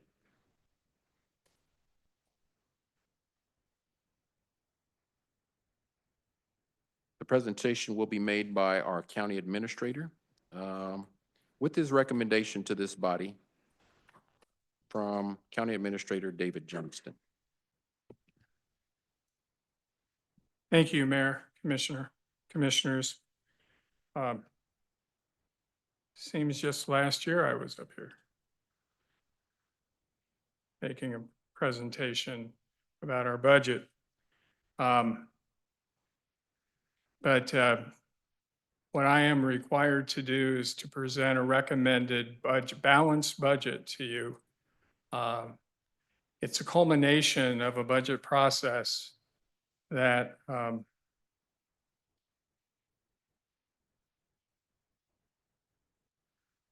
is outlined up here, that started with 2 commission retreats in January and February, where we had pretty much frank discussions that talked about, that led to what do you feel are your priorities for 2026? And this process included a number of budget workshops. We had one dot talk process where we talked about with our community, and we had surprising attendance from the citizens at that dot talk. And one of the surprising results from those citizens is they wanted to see their tax dollars invested in the community with improvements in the infrastructure, in parks, and all that. We were surprised with that because the previous year it was reduce taxes. This year it was put those taxes into action. And so it was quite a change in just 1 year's time. So you see, as we went through the following months, we had those workshops culminating with what we have here tonight, which is the required city administrator's recommended budget, which then will lead to, after I make this presentation, I give it to you, it's your budget, and you have a review process that will then culminate with a budget that you will finally pass.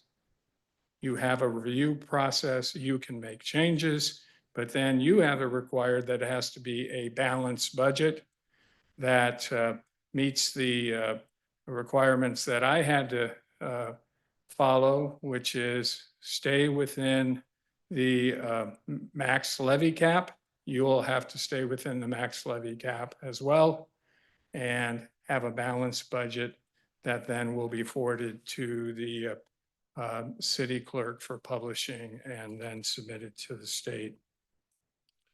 We'll talk about that. But at that retreat, at the end of the retreat, you gave us 4 priorities, us or the staff, in developing my budget recommendation.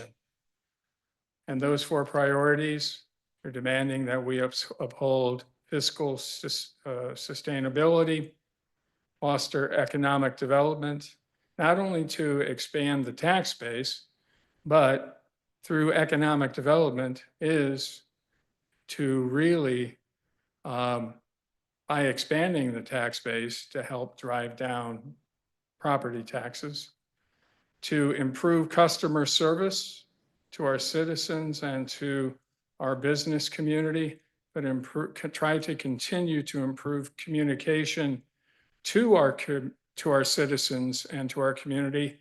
Particularly, it's a challenge because we don't have a local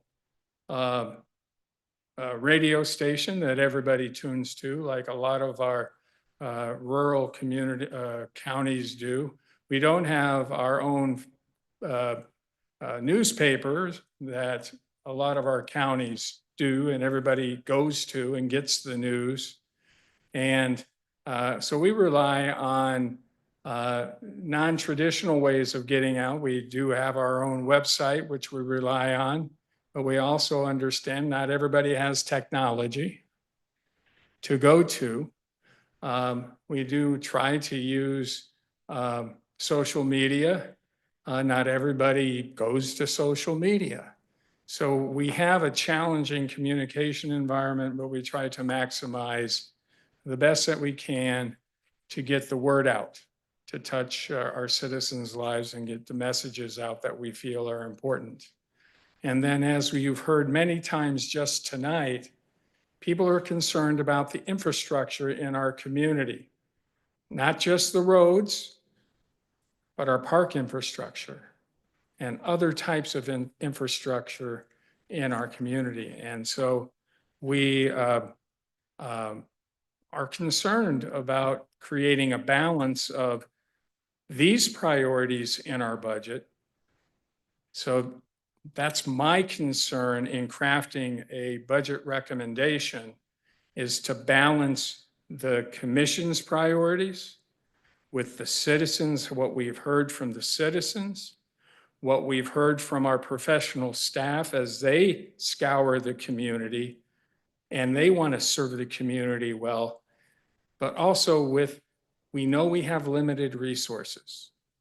With all those balls in the air, how can we craft what we feel is a positive recommendation to provide for you to ponder, to review, and then you can then use that to craft what you feel is a final budget for passage.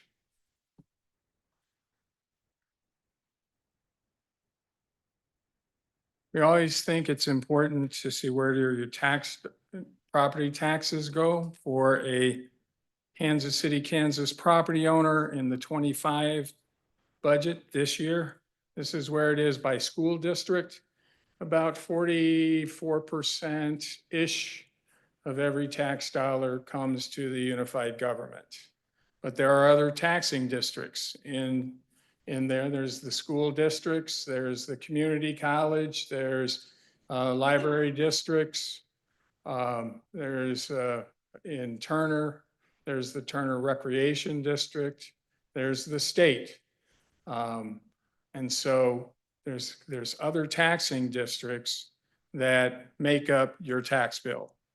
Now, there are also drainage districts in many of those that aren't there, but a lot of the taxes, your tax bills will include a drainage district.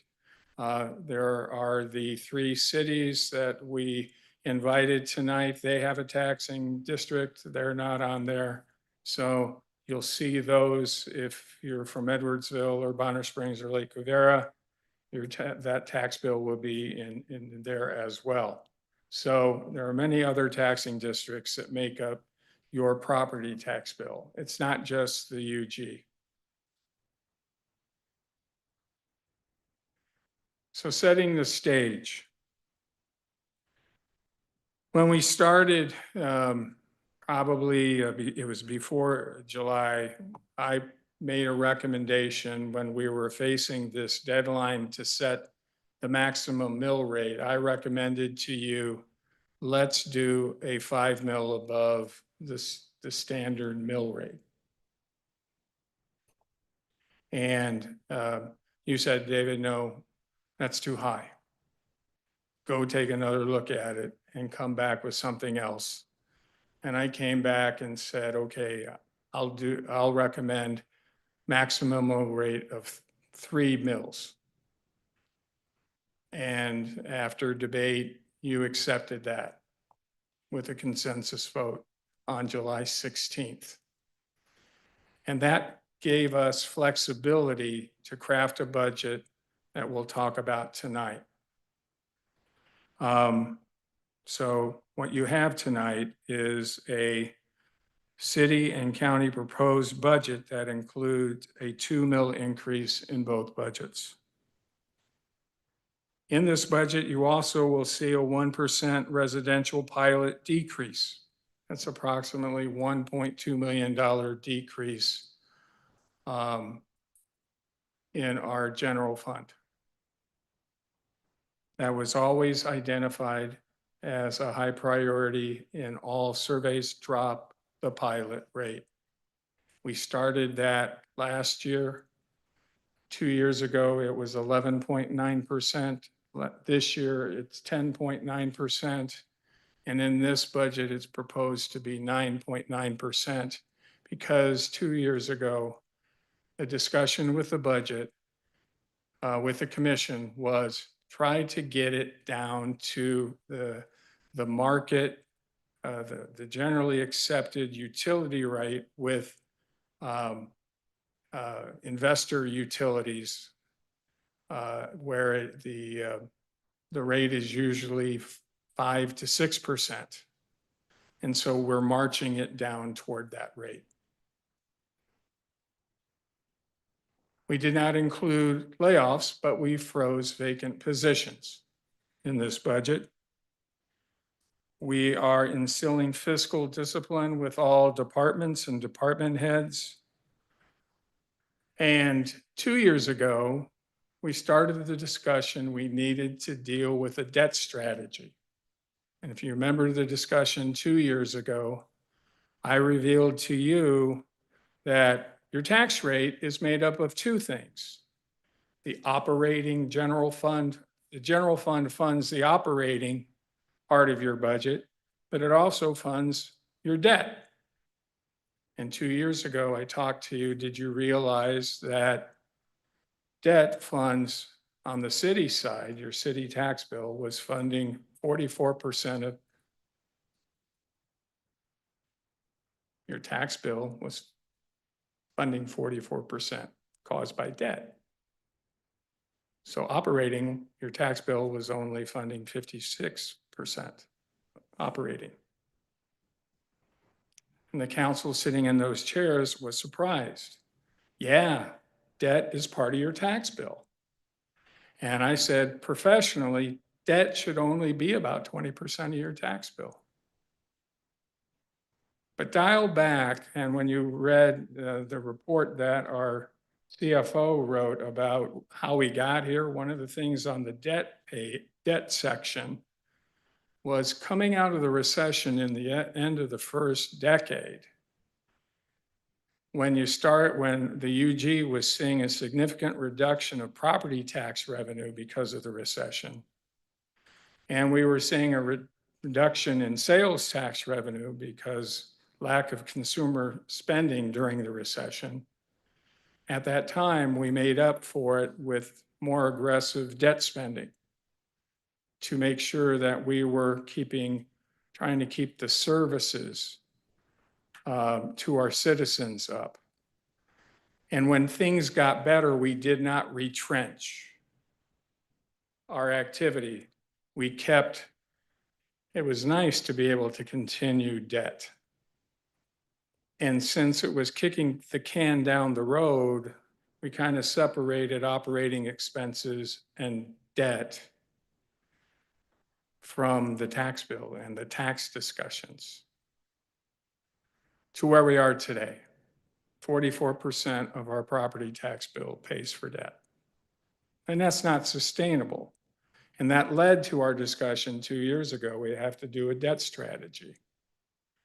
When we hired our CFO, we took it seriously and talked about a debt strategy, which you accepted, and we implemented it last year. We're implementing it this year.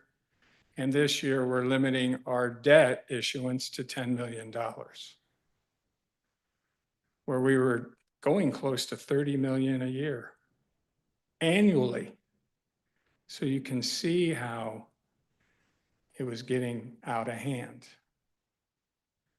So we're getting fiscal discipline on the debt side as well.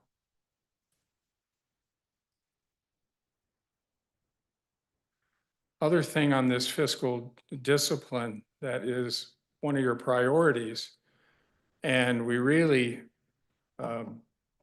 realized that when we were talking to you in one of our budget sessions on personnel, we had to change the way we budgeted personnel. When we had our budget team talk to you for years that we were budgeting to the trend, we were betting on we were always going to have a vacancy rate.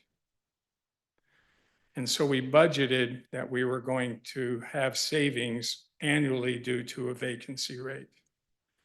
But what we were finding out was our department heads were not meeting the trend, they were exceeding the trend.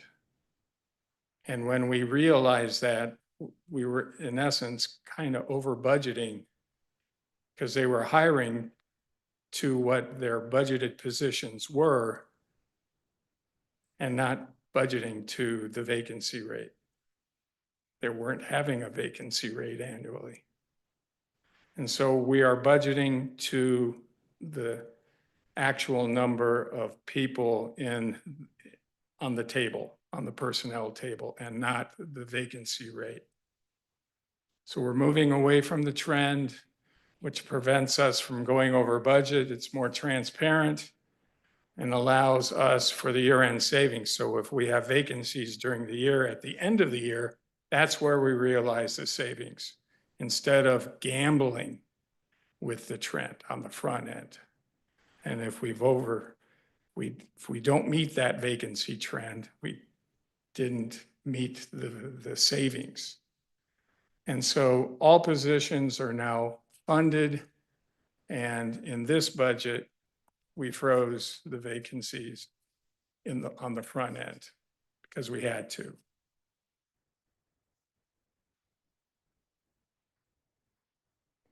We also are changing the way we're dealing with capital, particularly in debt. Only authorized funding is for the current amended budget and like the 26 budget that we're talking about here. We have found a few departments would see a CIP, a 5-year CIP, and think they had authorization to do projects in year 2, 3, or 4, and then would start projects and force us to do anticipation notes, which then forces us to be obligated to meet those with debt in future years. Well, that is starting projects before they've been approved formally in for that fiscal year. And that's not good practice. So now we're saying you will only focus on the fiscal year that gets approved. And that's part of making sure that we are getting fiscal discipline per department. So we're not saying you can do things in the out year because that's not approved yet. And so we're focusing on fiscal year 26 now only. You can't talk about 27 projects yet, 28, 29, because we don't know what our fiscal situation is going to be in those out years. So the 5-year CIP that you'll pass is nothing more than a guide. It's not an approval. It's a guide. And so again, the total 26 from our debt strategy that we talked with you about last year for 26 is $10 million, because we have to wait about another 4 years till we see a drop off of some debt that was issued because of the recession, and over years that will drop off the schedule, that will give us some capacity to see some increased capacity to issue debt. So we're moving from the use of temporary notes to immediately issuing long-term bonds, and debt funding will be available upon the bond issue only. So no anticipation notes.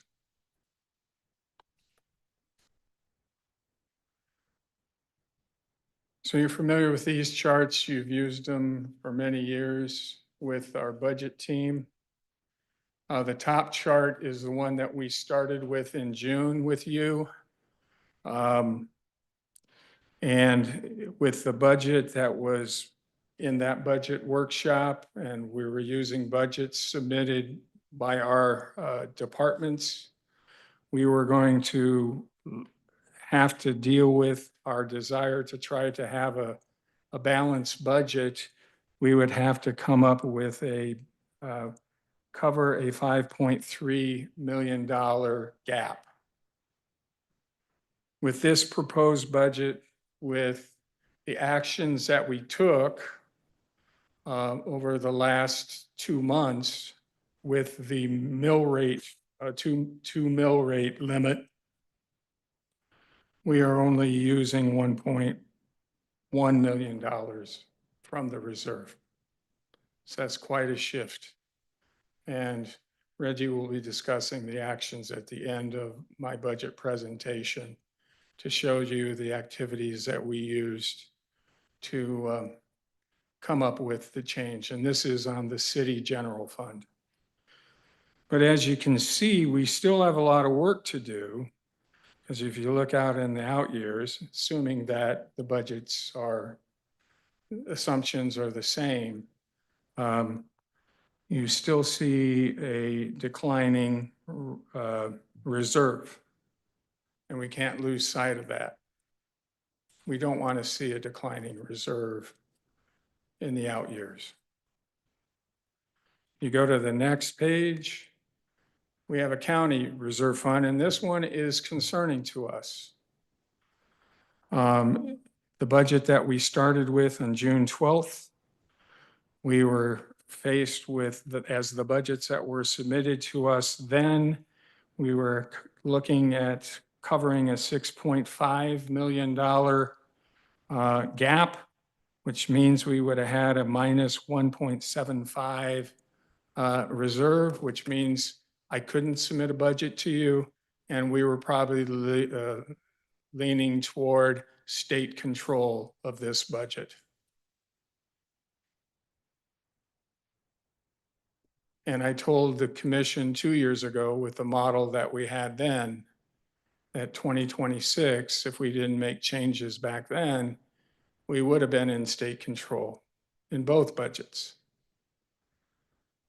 You don't want state control, because this body would be neutered and a state board would be running the UG.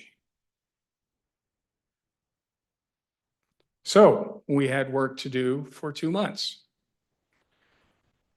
And the work that we did, and we'll show you the work that we did at the end of the thing, we got it down where we had to come up and use $833,000 of the general fund.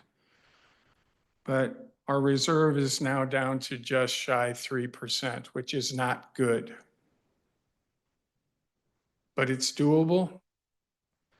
But the long range isn't good.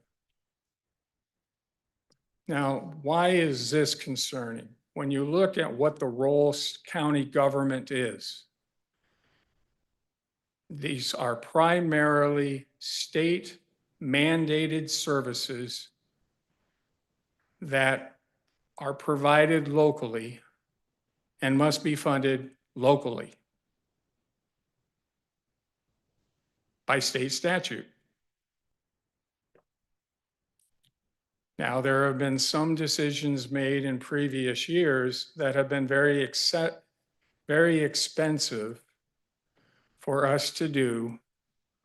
And we've had discussions about that we can deal with, but will be painful decisions like sheriff pay parity. That was a very expensive decision made 3 years ago that we had to implement because it was a commission decision. But we did it. And, but we can deal with that and some other things. But these are most of the agencies that we have in county government are providing required service, state services required by state law. And state law says locals will pay for it. And so we were fortunate to be able to get it to where only had to use $833,000 of the reserves. And I'm still extremely concerned. If we get to the next couple pages, this is where we started. Starting point for 26. We had in 25 original revenue, $181 million in this city general fund. The projected revenue for 26 was 189.3. Additional built-in mandatory expenses was $14.5 million. Capital investment for 26 was 61.3. That's $63 million. Remember we had that Public Works presentation when they said we had all that pavement of like 30 some million dollars for roads and 8 million for concrete. That was to keep the road index high. We knew we weren't going to pay for all that, but that was thrown into their presentation. They need that annually to keep the indexes high.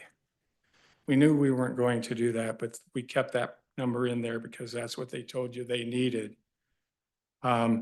And then departmental requests of 11.5, which would lead a funding gap of over $79 million.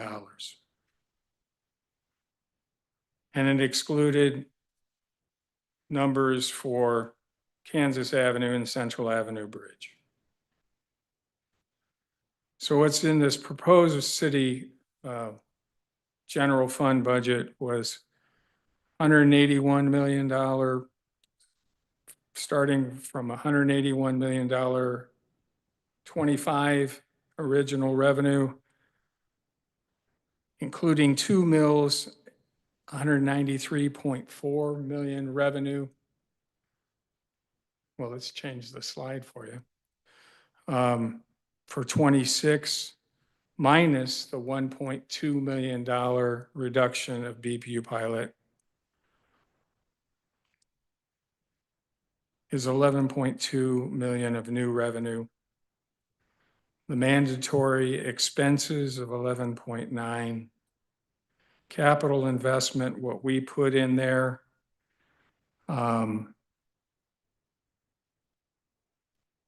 is a minus 390 because we had amended budget of 2.2 and 1.8 in the 26 budget, and other internal adjustments of 753 for a deficit of just over $1 million. Now, what does that increase? Use additional 2 mills decrease of 1% pilot, froze vacant positions, but we had to discontinue the pilot IRIS system. That was a pilot grant. We were unable to fill what KCATA and ARPA funded for bus routes, and we had to cut that capital expense. On the county side, the starting point was 84.9 million in 25 revenue, one-time fund transfers of 1.7 million, 88.7 with projected revenue in 26. So that's $5.6 million in projected new revenue. Mandatory built-in expenses of 9.7 million. Capital investment of 2.1 million. Departmental request of 5.6 million with a funding gap of 11.9 million. So we went to work. The budget, we made these changes, increasing the levy by 2 million. That brought in more revenue, which was equivalent to 10.135 million. And when you do all the math, that led to that where I still only needed to deal with a gap of $828,000. But we froze positions and cut capital to deal with that. So the budget in sum, all funds budget is a $509 million budget combined. 68% of it is taxes, property taxes, sales taxes, and the BPU pilot. And other revenues, and those sources are there, is 32%. Intergovernmental transfers, miscellaneous interest income, forfeitures, penalties, etc. On the expenses, personnel is 50%, other expenses are 50%. Public safety is 33%. Other personnel is 17%. Those are outside of public safety, and contractual services are 14%. The rest are the other categories. On the city's general fund, 90% are taxes, 32% is sales tax, 22% is property tax, 20% is BPU pilot, and 10% is other revenue. You go to the expense side, personnel makes up 73% of the expenses. Other expenses make up 27%. Public safety makes up 58% of the expenses. Other personnel is 15%.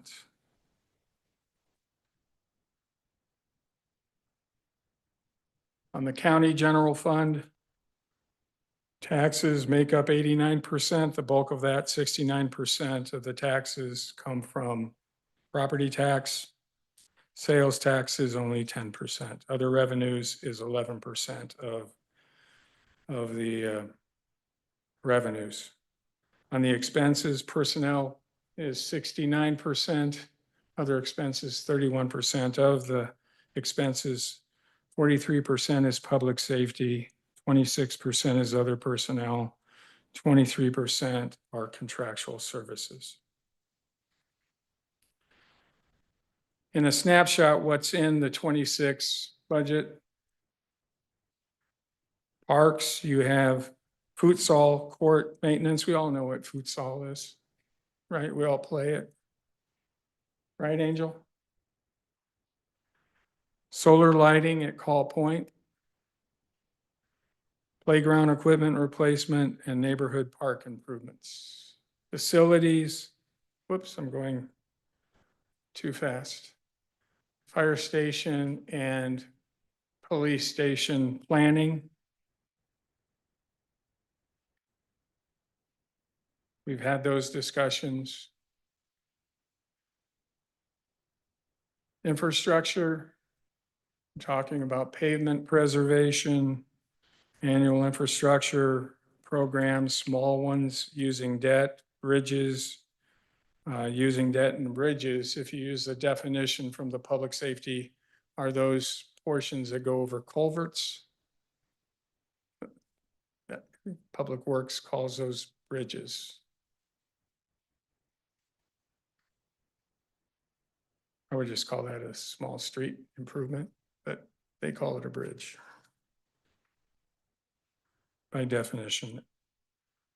Economic development, one of the commission's priorities. We have commitments for Rock Island Bridge.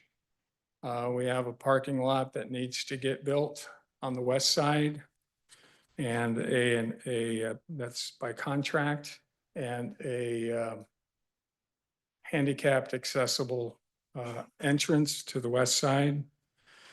Expanded small business programs. You've heard one of the citizens say we need to have better small business support. Pre-approved plans establishment, what that is, we've talked to you about. On small lot designs, can we have pre-approved housing plans to make housing development with small lots faster? So people could pick from 5, 6, maybe 7 house designs, pre-approved, get building done faster. And so we're hoping to get those done. And then an expanded redevelopment program. And then technology, use of technology. Continued support of the police and sheriff body cam program, the jail management program, the tax management system program, which is sorely needed. Broadcast system replacement for this room and the fifth floor. We're at, particularly on the 5th floor and this floor, we're at the end of its life. Particularly the link to the outside world, we need to make sure we're on top of that. And the last one, you might think is minor, but it's really an employee safety thing. Right now, we still have parking meters that use coins. We have an individual that collects coins, and it's a safety issue. He's unprotected, and somebody could attack him and rob him. And most cities have abandoned coin-only operated parking system. And so we need to transfer for employee safety, but also using technology to get away from that. And so we've, for risk management purposes, using some funds to replace the coin-only operating system to do that. So those are just some of the highlights that you would find in the budget. For the community, again, the 1% pilot decrease. We have restored livable neighborhoods to the funding of 24. We're continuing our requirement for the combined sewer overflow with the EPA and pavement preservation. Now this one is, I'm putting this on here because this is, I think, an important one that we've heard from our citizens and had some discussions with a few of our commissioners. When you passed the Star Bond legislation to create the, to support the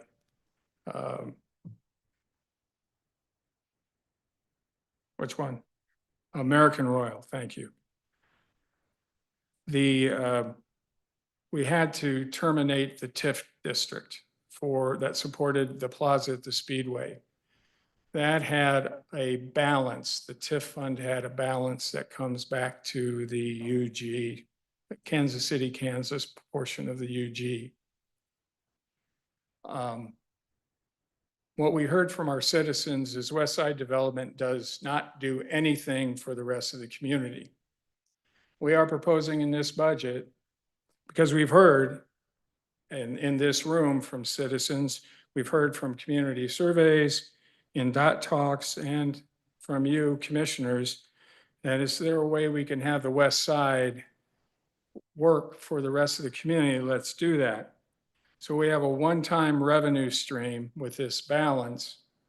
Can we work to have it improve infrastructure for the rest of the community? We have $7.3 million. We experienced 2 street washouts in the recent flood. I need money to fix those streets, estimated at $1.9 million. I have put $1.9 million to rebuild those streets. We need to do that. The balance of that, I'm recommending to put into street preservation. And one of the proposals is to do parallel parkway as much as we can.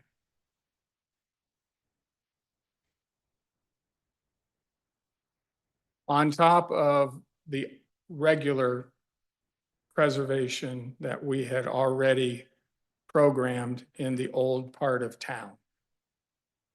Just understand this is one-time revenue, but I think this is important to highlight. We had a balance of a successful development on the west side.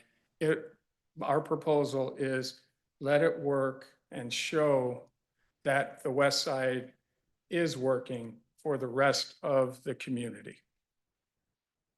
Of course, it's going to be your call, but I think it's a good story to say. So you have an electronic copy of the proposed budget of a $509 million budget. We have already scheduled budget workshops for you, August 14th and the 21st. We have a public hearing scheduled on the 26th and budget adoption tentatively scheduled for the 28th. As the mayor said last week, we have till October 1st to pass a budget, so we can change a couple of those dates at the end, 26th and 28th, depending on what work you want to do. You've said you'd like to talk with departments. These are the largest departments. Some are city, some are county. We're prepared to schedule those starting with the 14th and 21st. So you can talk with them in earnest in your review. So as I've said the last 2 years, I've done my job. I've presented to you a balanced budget under the guidelines you have given me with the wonderful work of the budget staff assisted by the finance department, my ACAs, and the department heads. As the mayor said, it's not a perfect balance and it's not making everybody happy, but it's an effective budget recommendation. And as I told the staff after you passed the revenue neutral budget, not everybody was happy. Whatever gets passed, we will make work. As Commissioner Bynum said at one of the meetings, whatever gets passed, you have to own it. We will have to own it. Staff will make it work. But we all recognize our community has more needs than resources. We have an old community that provides us, not Johnson County. We aren't Johnson County. It's a newer community. We are the old community of the metro area. That's why we have a CSO mandate from the EPA. We have 100-year-old sewers.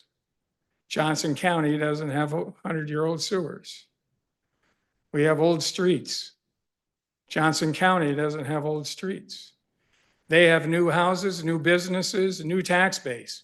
We don't have it. Let's get real and accept that fact.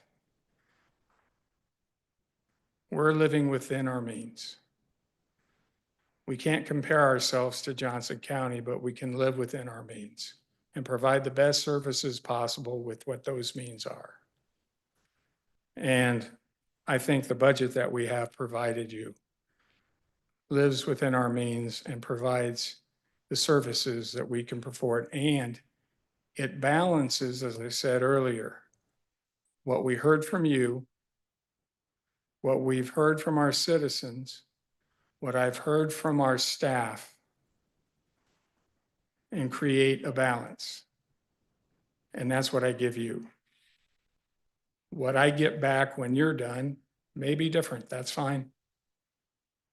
But it has to be balanced. At the end, has to be balanced within that 3 mil cap. Just understand that. Now, Reggie is going to explain to you the handouts that you had in front of you that shows you the work that we did to get from what we started with to what we ended with. Reggie?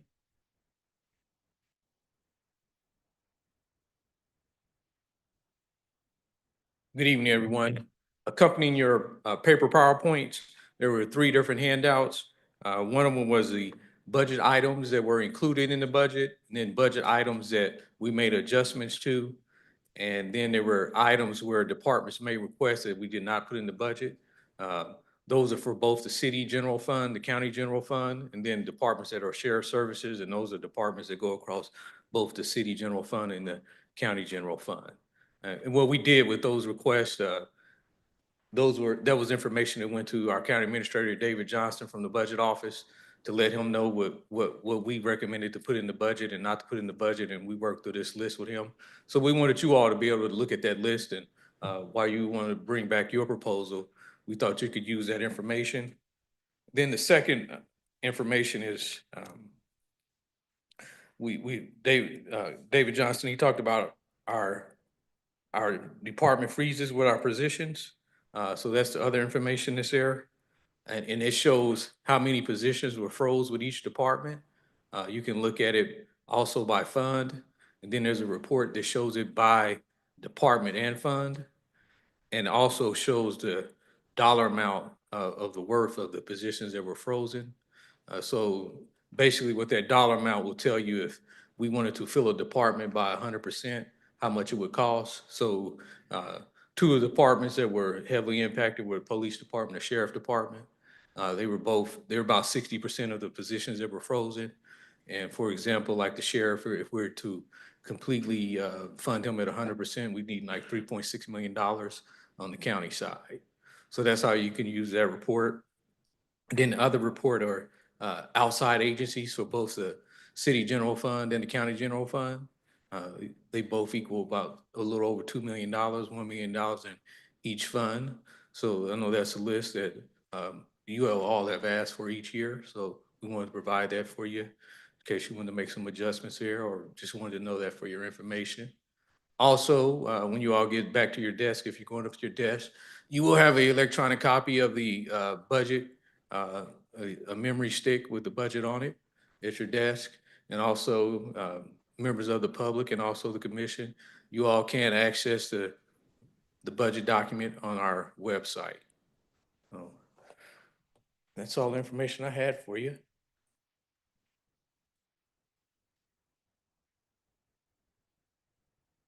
Thank you, Administrator, and thank you, Budget Director. Take questions now from our commissioners. Commissioner Burrows. Thank you, Mayor. Quite interesting. A question I have, we're jumping up revenues to 509 million. That's the proposed budget. I assume that's the combined budget. Oh, there you go. Combined budget, correct? Yeah, that is the total unified government budget with all Together. Yeah, that, what was it last year in 25? Do you remember? Somewhere in the $470 million range. 470 million. What was it in 24? Do you remember? And I want to say, I think I do remember it was like maybe 466 million. I think Yeah. that's pretty close, Reggie. That's pretty good, buddy. I appreciate that. So we're going to increase $39 million. That's the proposed. And so one thing to keep in mind about when it does go up like that, there are different transactions that we do make between the different funds. So for instance, we talked about debt. So our water pollution fund, it has debt. And we do a transfer from water pollution, which is an expense, into our bond and interest fund on the city side. And then we end up paying out the debt. So that is just for one cost, but that ends up making that $509 million like a $20 million number, just for like a $9 million number. So you have different nuances that do go on because there are transfers that do happen. So when you look and see that the budget did go up $509 million, it's not exactly like $509 million that is being spent because we have transfers going between different funds. Sure. That double up in some of the funds. Some of us can understand that, Reggie. I just have a few more questions if I Okay. may, and I'm just trying to get my numbers straight here. The county general fund budget that's being proposed is 94 million. Again, do you remember what 25 and 24 were? I was looking in here to see if I could find it. Yeah, it's about a $9 million difference.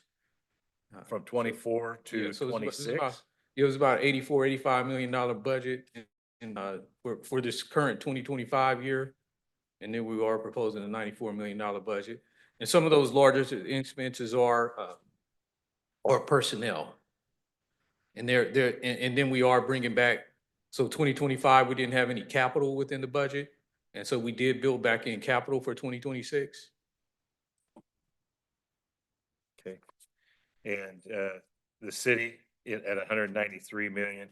I mean, I guess I could go back to the office and look this up. I'm just trying to simplify it for the public that's listening as to what kind of monies that we need to fund the request of the community and the request of the commission.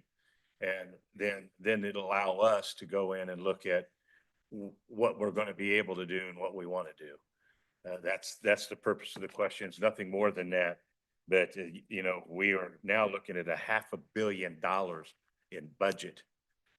That's a significant amount of money for a community our size. And I do appreciate the mention of the debt. I do appreciate part of the presentation with that. We are concentrating on lowering our debt expense. And that is something that frees up additional dollars for us without having to come back and raise taxes. But it's going to take us a while to do that. That has been accrued over 20 some years. I think last year we were financing $75,000 and $110,000 for 20 years in debt. And I know some of us couldn't agree to that, but those are some of the things I like, getting rid of the temporary notes and trying to do what we can with the cash that we have, as limited as it is. And I do like the explanation that you stated, a county commissioner or a county administrator in reference to the bridges. We call them box culverts, I think is what they're referred to. And I would hope that we have 2 or 3 companies within Kansas City, Kansas that build those box culverts. And I would hope that we could partner with them and utilize the services and the materials and the jobs that are within our community with those companies. It might help lower our costs in Public Works Department and addressing our infrastructure. I'm a little confused, and it might be me. I've tried to read it 3 or 4 times. How many mills? Because I see city and county maximum mill levy includes 3 mills. That's 3 mills each, if I understand that correctly. And then we drop, the next sentence says, the proposed budget includes a 2 mill increase. So could somebody explain just what that means? Well, what you passed on July 16th was a mill cap rate of 3 mills Per county, per city? on both sides. Okay, 6 mills. Well, 3 per. Please don't mix them, because Okay. they're 3 per government unit. And so, and what I committed at that time is I'll submit a budget that doesn't hit that 3 mil cap per unit. And so what I did was submit a budget that is 2 mills per unit, government unit. So that would be 4 mills. We'll use your math, yes, sir. Well, 2 and 2 is 4. Yes. I mean, it's not 6. So I guess the next question I would have with the 2 and 2, we have a natural growth of 2.3 in both the city and both the county. Right. Natural. Natural, okay. We agree on that, right? Yep. Okay, thank you. So that's an 8.2 mil increase, which equates out to about, I'm just going to roughly throw it out there at $2 million a mill. I think it's a little more than that now because the value of our properties have gone up, but we're looking at maybe 17, 18 million in just those mill increases alone. And that's just my math. I'm not saying it's your math. That's my math. I was just trying to get this simplified so that the public understands the limited amount of dollars we're dealing with. The only difference in your approach and my approach is I keep the government separate. I don't merge it. Yeah. So that's how I keep it orderly. Sure. No, and I understand, and It's I'm not probably trying, the same because math can be done that way. and I'm not trying to argue I with you. I'm keep- just saying, you've got 2.3 and 2 And 2, that's is 4.3. 4.3 per Yeah, government. Right. yeah, there we go. Thank you. We do agree on that. Okay, that's all the questions I have at this time, Mayor. Thank you. Thank you, Commissioner. Commissioner Bynum. Thank you, Mayor. Just a question to ponder as we look at, I think we're getting ready to go into meetings around the renewal of our Neighborhood Revitalization Act, because that's going to expire at the end of the year. And so I'm wondering, as we look at that renewal, as we plan for that for the balance of this year, can we look at modifications to the rebate percentages? Is that something we can look at? Can we see as we look at that, like how many parcels are participating in that currently and where in that process are they? And then if we modify the rates of the rebate, how would that help us fiscally? So just a question. I believe that is going to be on your discussion table. I believe it was normally 95% currently, which expires this year. And for the renewal, I think they are talking about a lower amount.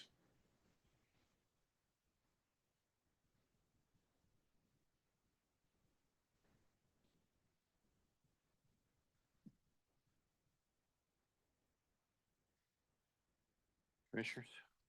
Questions? If I can. Commissioner Lopez? Yeah, I was still, I'll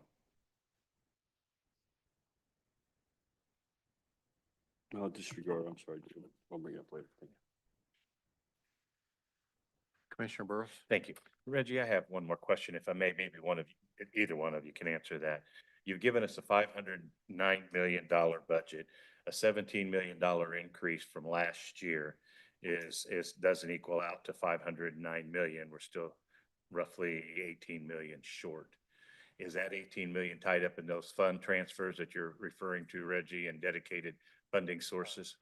So there's 32 different funds with the whole unified government, and not all of them are tied to property tax. Some of them Right. are like enterprise funds. With the property tax increase from the 2 mills and then the additional assessed values, not all the funds would have that same growth. Some of them will have will have like no growth at all.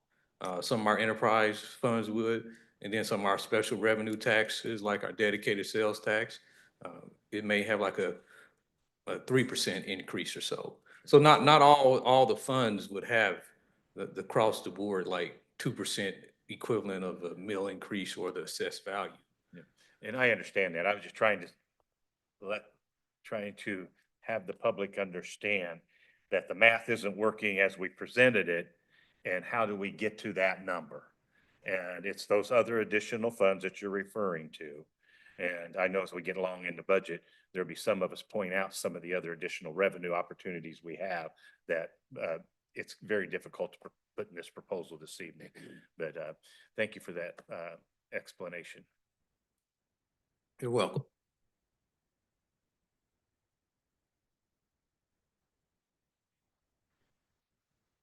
Commissioners? Well, before my request was end-arounded by, I believe it was led by Commissioner Ramirez. Ramirez, who isn't here tonight, on revenue neutral, that was approved by this body.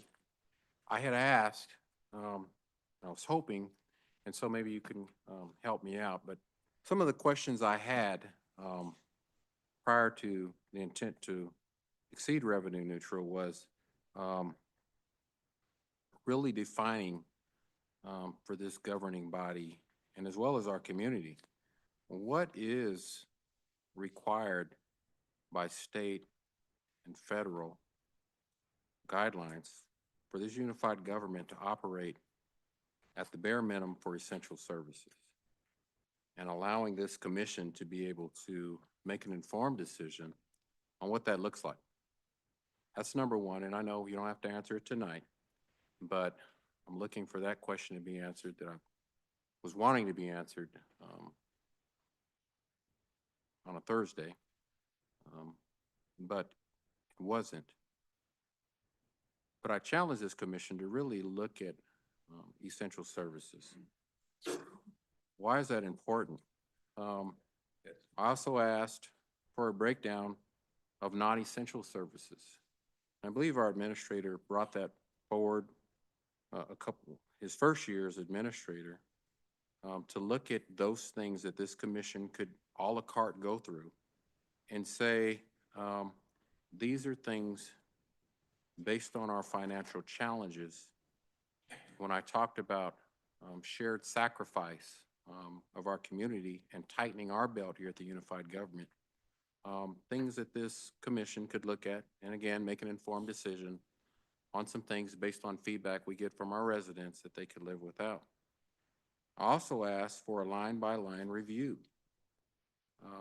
of every department. I don't know, I haven't heard that that's occurred, but it'd be nice to have that feedback. What were the expenditures prior to revenue neutral? What were the expenditures to this point, each department, and what are the projected expenditures going into 2026? Reviewing that, allowing this commission to review that down to the penny of what's been spent, and to see if those things are wants or necessities to provide the essential services to this unified government.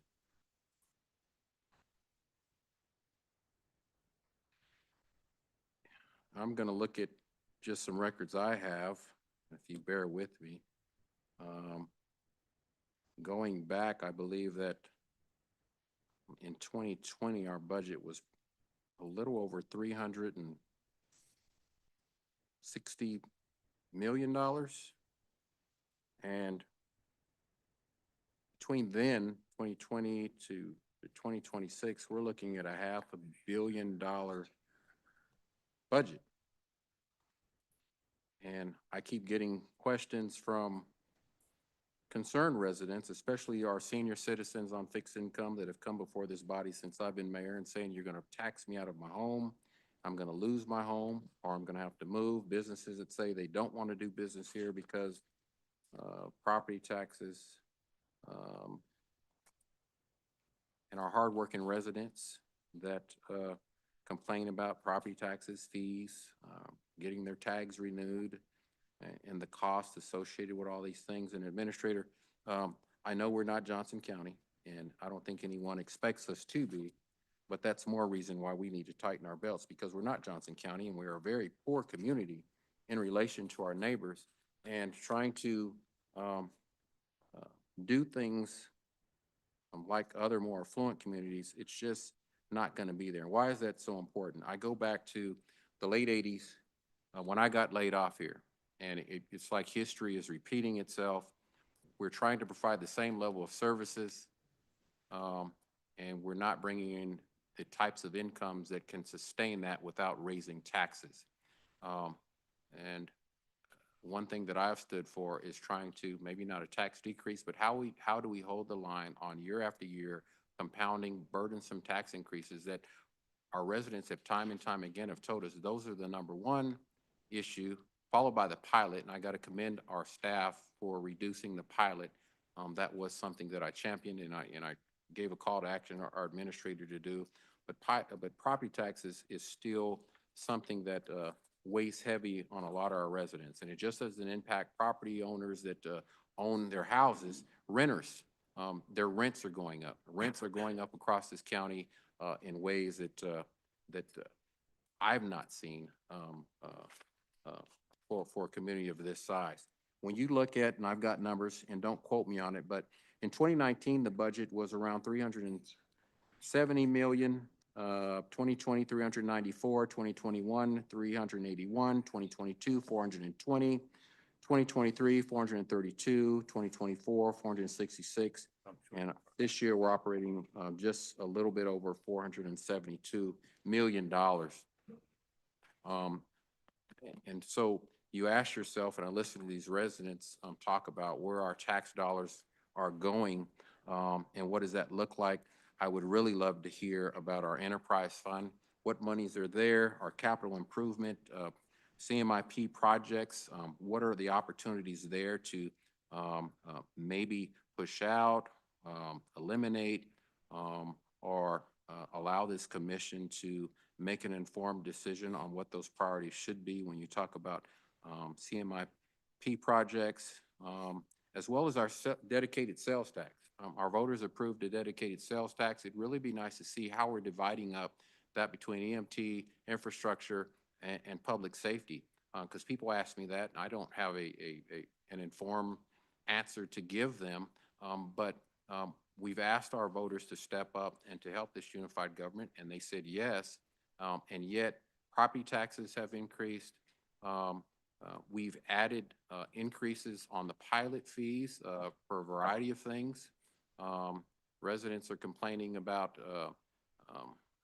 owning vacant lots and having being taxed for Mother Nature, having rainwater that's soaked into their vacant lots, and things of that nature. So these are questions that I wanted answered. It would really be nice to have staff really provide a little more transparency and clarity, not just for me, but for this commission, but more importantly for our residents that are really concerned about the value of increased property taxes and a return on those dollars that are being spent. Now, Commissioner Burrows might have alluded to this question is, I believe that the valuation increase from our appraiser I'm not really sure what that has equated to in a mill increase. Do we know what the projected appraisals will, how that translate into an overall mill increase for our county? Does anyone have that information? I don't have the exact millage, but it was like a 7% increase as for assessed values. So But 7%. But So what I don't know the exact, I don't want to say a number, like as far as how many mills it was. But that It definitely wasn't over 2 mills or anything like that. But that was a question I had too, because we're talking about adding on top of taking the full valuation impact from the appraisals and then adding additional mill levy increases both to the city and the county on top of that. And I know that's problematic to a lot of our residents. I know just for me, and I can't speak for any of these commissioners here, and I don't want to, but for me, the expectation I have is that even if we don't go revenue neutral, we get as close to being revenue neutral as possible. I don't know how we get there, but I believe taking a deeper dive into our budget and really looking at some of the things. I do have a sheet here, and thank you for providing this. I didn't see this as part of one of the slides, but I believe a lot of the commissioners have it. There were some items here that that listed expenditure packages outside agency 2026 funding. I mean, that's a great example that I think that, and that amounted to $2,329,659. And it listed several agencies that we contribute to. I don't know if these are required by state or federal statute. I don't know if these are essential services, but I challenge our commission to look at this and see if we can't find some cost savings there as well. For me, I have a problem when I hear our seniors on fixed incomes over and over again, our working families, our working poor, keep telling us that they're struggling. I think there's a lot of room that I'm willing to work with you on to find a way to tighten our belt even further to save the financial impact to our residents who are saying we just can't take it anymore. The fear I have is that at some point, if we keep raising taxes year after year and we don't expand our tax base in a way that brings in the tax dollars we need to fuel this unified government and the services that we want to provide, we're going to tax our residents out, and businesses are going to leave potentially, and you're not going to have anybody left to tax. And I went to Detroit and I heard their story. We look at East St. Louis, and there's other cities that went belly up. And it was a really painful process for them to try and get back on track. I was just in St. Louis, I believe, a couple years ago, and they are still struggling to get back on track. They're making a lot of progress, but there was a lot of decisions that were made financially. And it goes back to, I just want us to think about our community. I know that the unified government, I don't like that sound, unified government, because people have told me, and this isn't something I came up with, the appearance is that it's a unified government, unified within itself. And one thing that I've advocated for is that we have to start listening to our residents, and we've got to start putting the people first. And if I had my wish or my way of our senior citizens being put out of their house, are we foregoing some of these projects, these wants, and not so much needs? I would side with our senior citizens our working families, and especially our working poor, that have told us they're struggling. So my call to action, not just for staff, but this commission, is for us to all take this opportunity we have till October 1st to, and I've said it year after year, what are the essential services? Let's define those things. And let's make the hard decisions based on the requests from our residents, and streamline this government responsibly to avoid burdensome tax increases on our residents that time and time again, everywhere you go in this community, they say that is their number one issue with the unified government. And I think that there's responsible ways to do that. And so some of these things I've looked at on another sheet. I don't know if we need a new West Patrol. I don't know if we need all these fire stations right now. I don't know if there's cost savings, because our firefighters came to us in a meeting not too long ago, and they talk about, okay, there's needs to refurbish what we already have. I don't know if there's cost savings, and maybe instead of building new, we go in and we find ways to save money to improve the living conditions for our firefighters in the stations they have now. I don't know, but I think there's a lot of opportunities. I also mentioned that we've got awesome employees, the boots on the ground, not so much the high-level executives that make the decisions that aren't out there every day, but have we tapped into the knowledge and the experience and the day-to-day of the folks actually doing the work, and not high-level executives or bureaucrats sitting in their offices that aren't out there, and really tapping into them, the actual people that do the work, that could probably tell you, if we change this, if we do this way, there could be cost savings and things there that may be of value to the unified government. I know those are things I did when I was on the police department, and you'd be surprised what the rank and file, the boots on the ground folks could bring back to help in this discussion. Because right now, when you look at the needs of our community and our residents, this is one of these all hands on deck moments, because I don't want it to go lost, and the administrator mentioned it.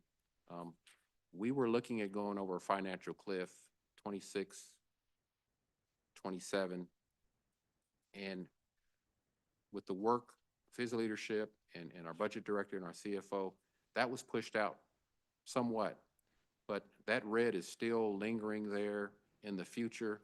And so we have an opportunity now to innovate, streamline, and do things in a way to avoid that impending red financial cliff that's coming in probably about 2030, 2031. Because my thing is that, yeah, I know that the administrator talked about it, and I got beat up in the media saying that, oh, this city can't go bankrupt because, there's no state statute that aligns with that. But if your revenues that you bring in don't match up to your expenditures, and you don't want to raise property taxes, yeah, you can't operate this government. To me, for the average everyday fifth grader, that says to me you're bankrupt. And those are the types of things you want to avoid. And that's the position I took, and that's the message I sent, because I was not going to sit here and say that I'm an advocate to raise property taxes on people that said, Mayor, we want you there to try and put a pressure point on these burdensome property taxes and DPU fees.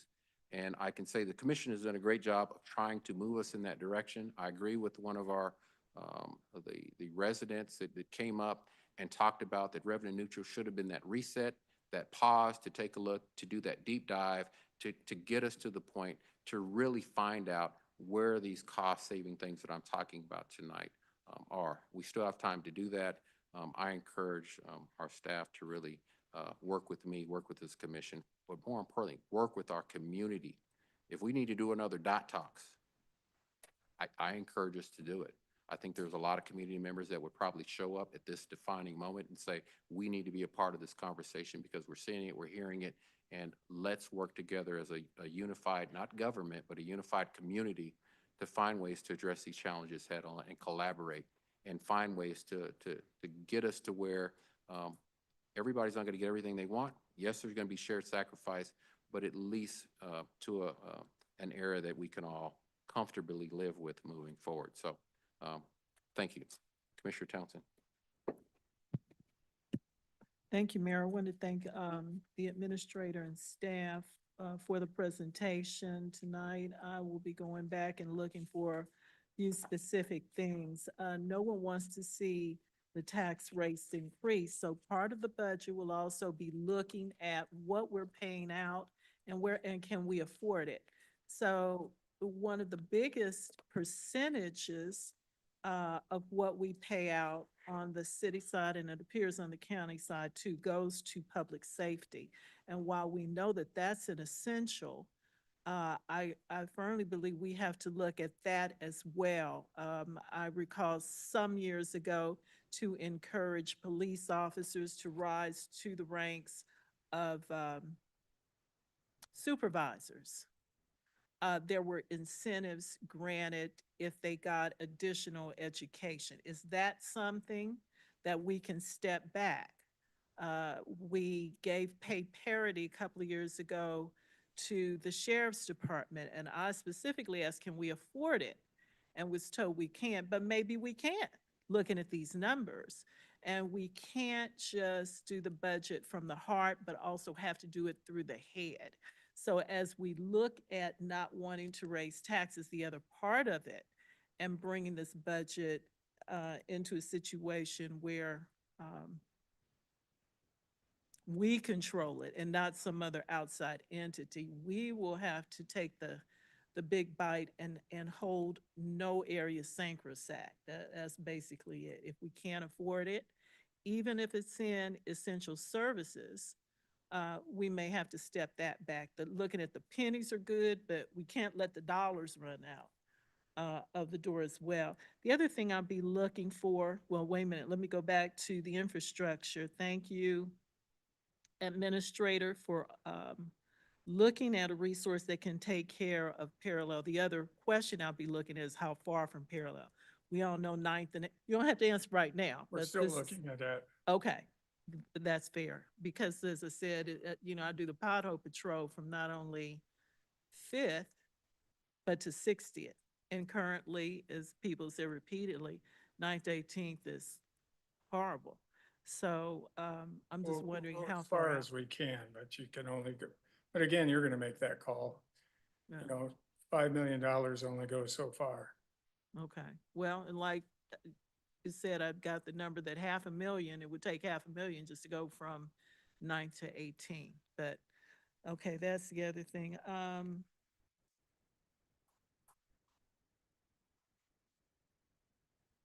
Those were the big things for right now. I look forward to going into it in detail. Oh, one last thing. Last year, as a result of the revenue neutral, we had to step back the frequency of cutting for our land bank lots and for other lots that the city doesn't own but privately held, and those individuals are not responsible. So, when I get a call about weeds, the first thing is a land bank lot or is it privately held? But when it gets to the point that the weeds are almost, midway to me, we send codes and our remediation team. So we had to step half of that cutting back. Will this budget, as it's presented, increase the frequency? Are we back with these numbers to bi-monthly counting, twice a month? No, not really. We still have only one remediation team that, that building and logistics runs. Used to have two, but that was one of the sacrifices of the revenue neutral that we did not put back in the budget. Okay. Well, that's the answer. So I'll know what. I mean, we couldn't put back everything that got cut in revenue neutral. Thank you. Thank you, Commissioner Davis. Thank you, and Mr. Johnson, Mr. Lindsay, and the whole team. Thank you all so much for putting this together. It's going to take me a while just to digest this. I do want just folks to be aware, we do have other planned budget sessions. And so I do want folks to be aware this isn't all one and done. We are not voting on this tonight. This is merely for information only for us to digest, for us to do deep study, and then we will have other meetings by which we can go a little bit deeper. And so, again, thank you all for getting this to us. This is probably the most comprehensive budget that I've received since being here, particularly on the kind of trade-offs of what departments were wanting and what the line of thinking was. And so I appreciate that, and I look forward to future conversations regarding this matter. Thank you. Thank you, Commissioner. Commissioner Stites. Stites District 7. Mayor, when are we going to have a real conversation regarding the sale of assets that the unified government has that we may not need to continue to maintain, subsidize, and get off the books, so that we've been asking for it, and it's gone nowhere. And I think that's a conversation that we need to be looking at.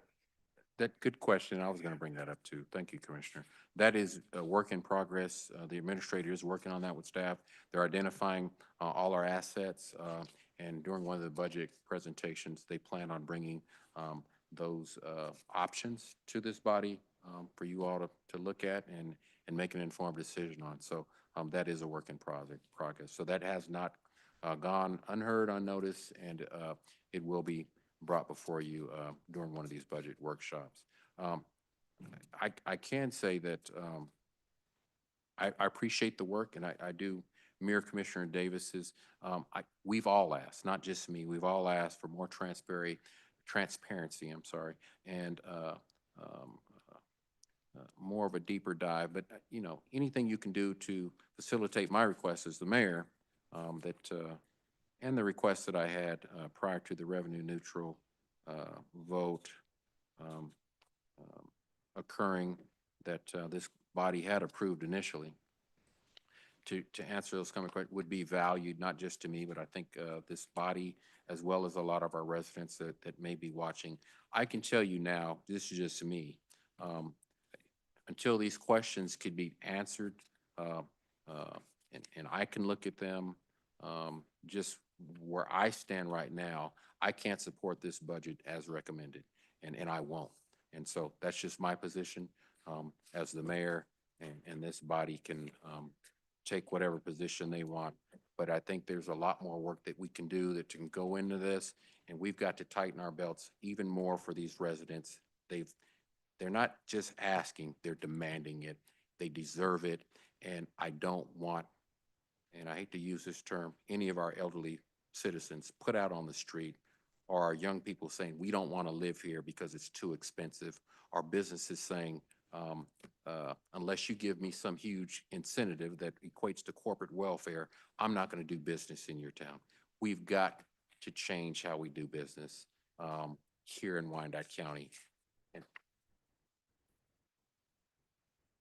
our residents demand it, and we've got to really focus and hone in. And I ask this commission, under the leadership of Commissioner Burrows and Chuck Stites, they're slowly working with recommendations to help our staff and our administrator with their planning department and the Eco-Devo department to make doing business here business friendly. But because for years, the feedback we've been getting from a lot of businesses, this place is hard to get anything done when you talk about entrepreneurs and small businesses, unless you're connected to somebody, is the perception, to get anything done as far as a business opportunity, unless huge incentives are applied to that. So I want to really applaud Commissioner Burrows and Commissioner Stites for moving that along.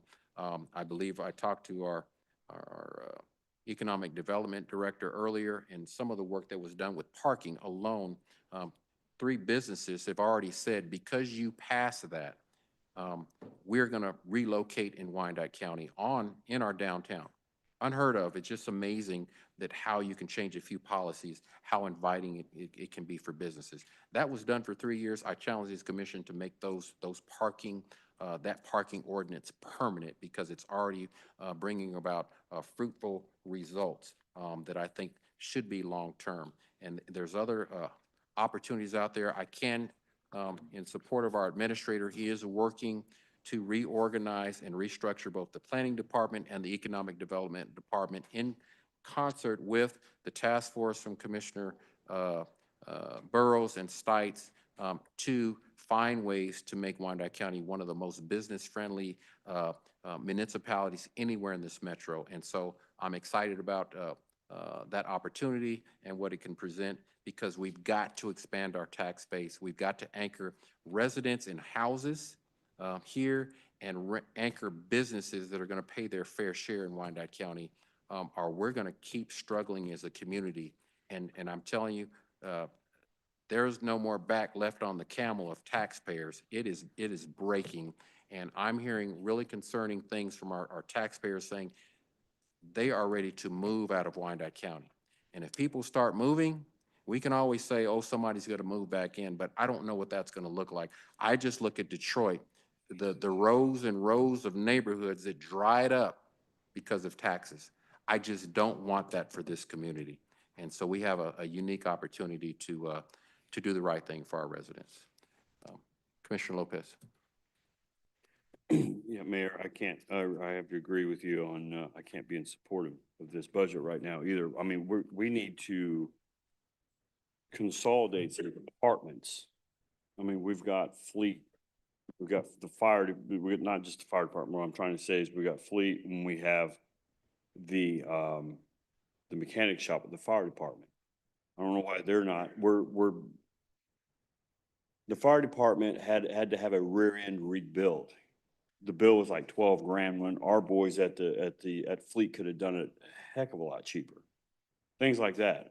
Why are we taking our fire trucks or dropping them off down at Goodyear when we can just take them to Fleet and we've got boys down there that can change the tires? We just buy the tires. We already have them. Things like that. It's little things like that. That adds up. It's just money. We might as well go up on the 9th floor and just start throwing everybody's money out the window. So that's when you said tighten our belt on our spending, there, right there, things like that. And we've got some department heads, we have some great department head leaders, I get it. But we also have some directors that just running willy-nilly and just blowing the money. So we need to really focus on that and then come back to the table and say, okay, this is where we're at now. We just save a heck of a lot of money. So, thank you. Thank you, Commissioner. I'd also, one more request is a personnel assessment. I really haven't heard that. You know, it's in me, but questions have been posed to me. Are we top heavy? I don't know. In a lot of positions, you know, you're talking $150,000 plus positions, and you add benefits on that, you're probably well over $200,000. You add up, you know, do the math. Are we top heavy? And then if we are, how do we incentivize early retirements for some of those top positions, even if that's appropriate? I don't know what a legal opinion would be on that. I don't know if you have to do that for everybody, but one of the things you look at, are we top heavy? When you throw in $150,000 jobs and you throw in about another 100 plus and worth of benefits, I mean, just think 5 people alone, you do the math on that. And I can tell you, when I was on the police department, and I've told this story before to a lot of these commissioners and to our administrator, this is more for the public. When I got promoted to deputy chief on the police department, it was me and the chief. When I left, it was me, the chief, and 2 other deputy chiefs. So there are 3 of us. I did the job perfectly well with me and the chief. I did. Was it work? Yeah, but that's what I get paid to do, to come to work and do a good job for the residents of Wyandotte County. And I put in my 8 hours and sometimes a little more to get the job done. So when you talk about, are we top heavy? I don't know, and I don't want to, I'm not saying that the police department, I'm not trying to put them on Front Street because I don't know. I'm not there anymore. I'm just talking about my tenure as a deputy chief, I did the job pretty well with me and just the chief. You had one deputy chief and you had one chief. Now, what does that look like in all the other departments? How does that compare? I'm getting reports and I don't know, not my role to look into that. I advocate and I make recommendations to this commission for policy, but our administrator is just one question to our administrator and staff is looking at, I'm getting reports that we may have an imbalance of supervisors and directors as it pertains to personnel that they manage. I really think we need to take a hard look at that. I don't know how true that is, but I haven't heard since I've been mayor that we've really taken a hard look at our personnel, especially our highest paying personnel, and really doing a job task analysis to make sure that instead of having 3 or 4 supervisors, maybe you can get by with 1. And that could be a huge cost saving to this unified government. You could potentially save millions of dollars by streamlining what may be top heavy in a way to better provide cost cutting, streamlining, and tax savings to our residents. Commissioner Lopez. Yeah, Reggie, I meant to ask you, in the new budget or the proposed budget, what's the commissioner and the mayor CEO, what do you have set in the proposed budget? In those departments is, Mhm. I don't know that right off the top of my head, what they're each. It looked each like from department. a couple weeks ago in one of our budget meetings that we were proposed, it looked like it was like 1.8. Cause as of this one, as what we had last year was a little over 1.2. Oh, and that's together.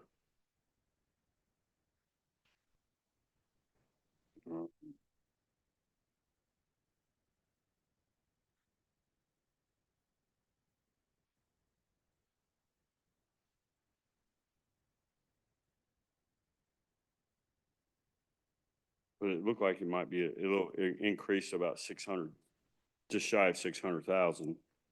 If that was looking at that right. I just wanted to make sure that, well, They I definitely know did that there was pre- this thing going around about the commissioners getting a raise and all this stuff. You know what? Let's get property tax down first before we even talk about a raise for commissioners and mayor and all that.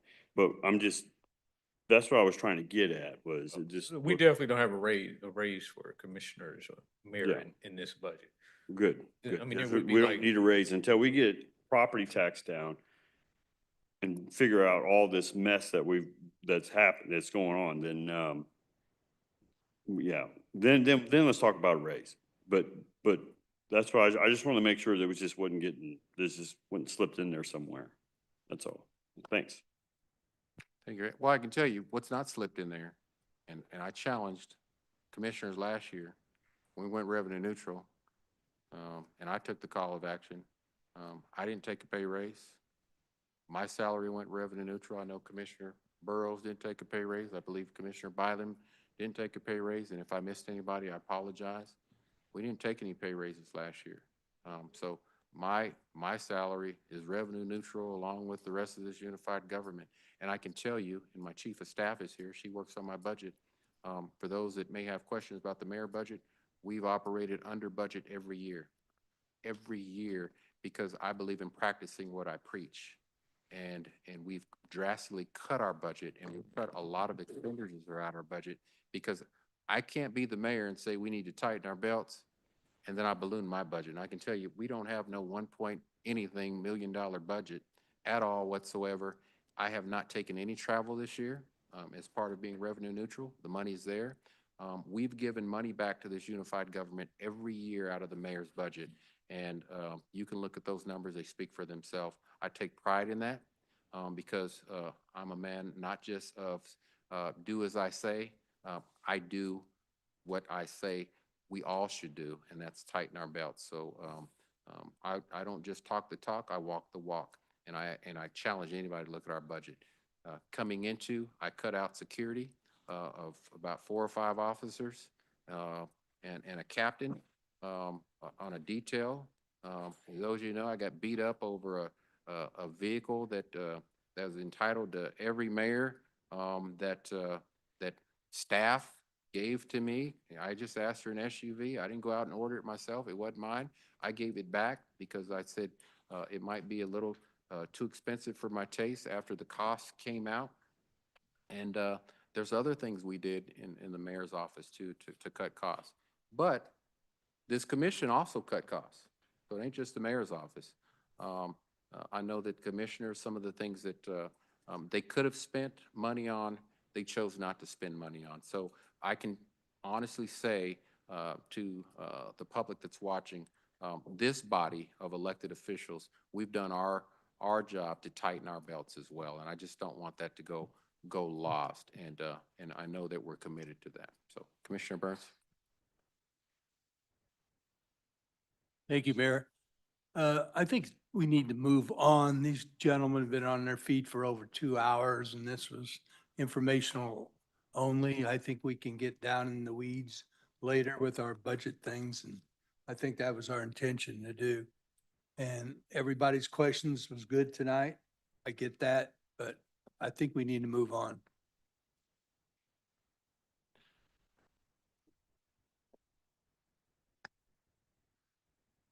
Okay. Commissioner Burns has again spoken, and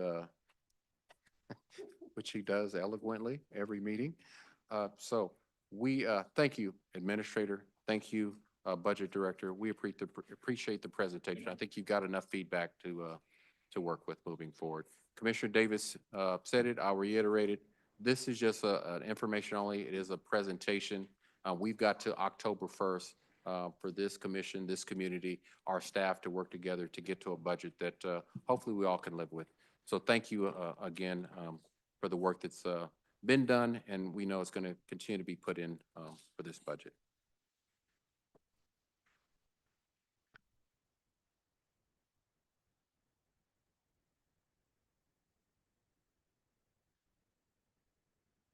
All right, that concludes the regular portion of our Unified Government of Wyandotte County, Kansas City, Kansas Full Board of Commission meeting.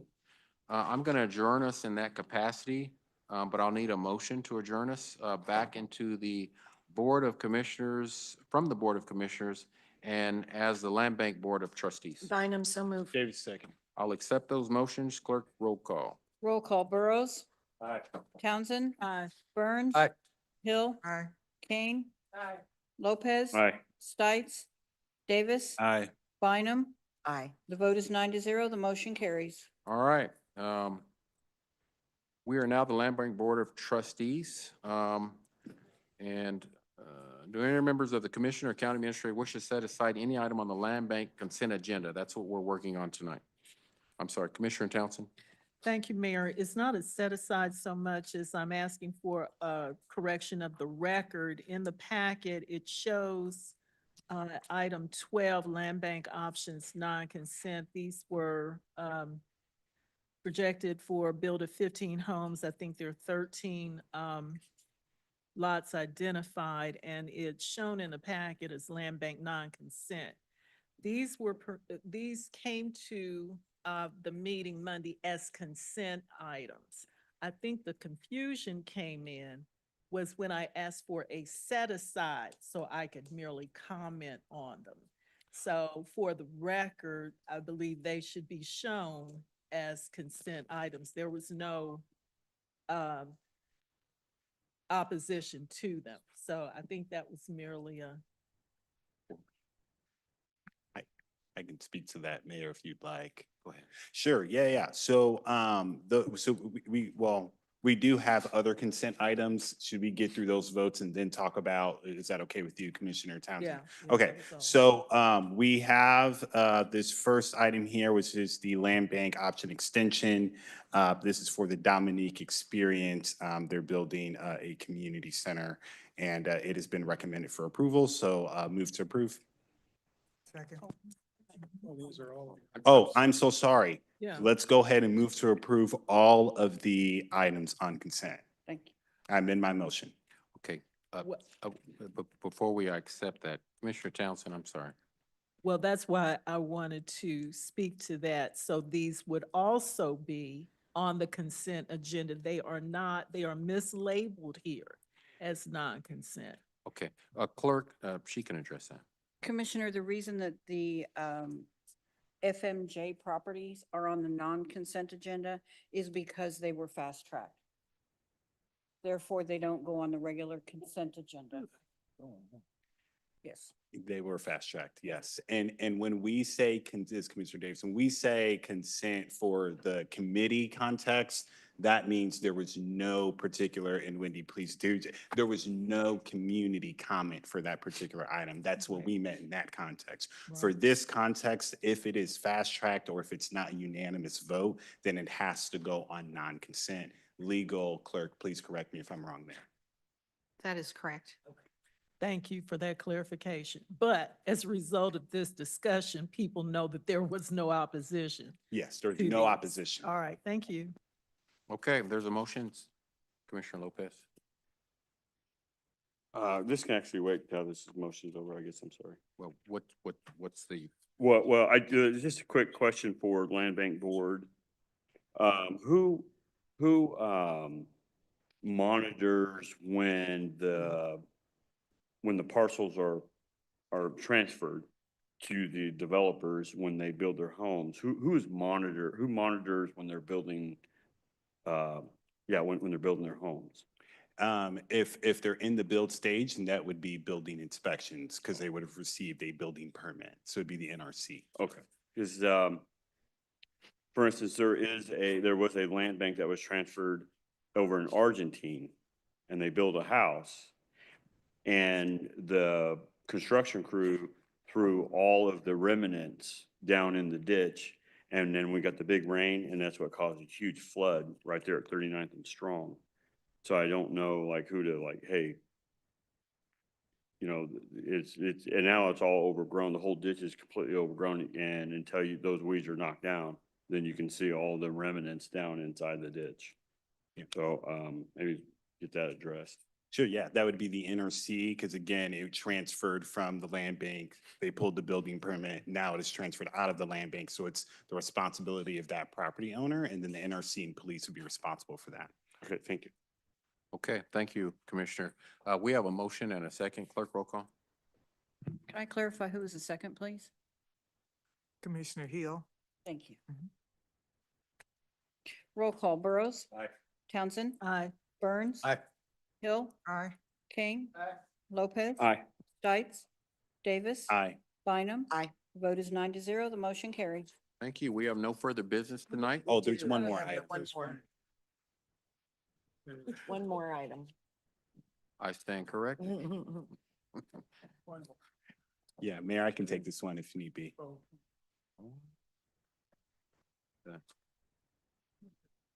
12.1. Okay. Well. Read it here. Thanks. Okay. We will now move to the non-consent agenda. Here you go, clerk. Sorry. And we have one item under the non-consent, land bank options. Sorry, Bynum move to approve. Davis, second. Motion, there's second. Clerk, roll call. Roll call. Burrows. No explanation as why it's on non-consent. It was fast tracked. Aye. Townsend. Aye. Burns. Aye. Hill. Aye. King. Lopez. Aye. Stites. Davis. Aye. Bynum. Aye. The vote is 9-0. The motion carries. Okay, there's no further business before this governing body. I appreciate everybody's time and patience, all the comments that were made. Appreciate the work of our administrator and staff on getting us a preliminary budget recommendation. The work will continue. I will entertain a motion to adjourn. Move to adjourn. Second. Motion second. Clerk, roll call. Roll call. Burrows. Aye. Townsend. Aye. Burns. Aye. Hill. Aye. Kane. Lopez. Aye. Stites. Davis. Aye. Bynum. Aye. The vote is 9-0. The motion carries. Thank you. Have a good evening.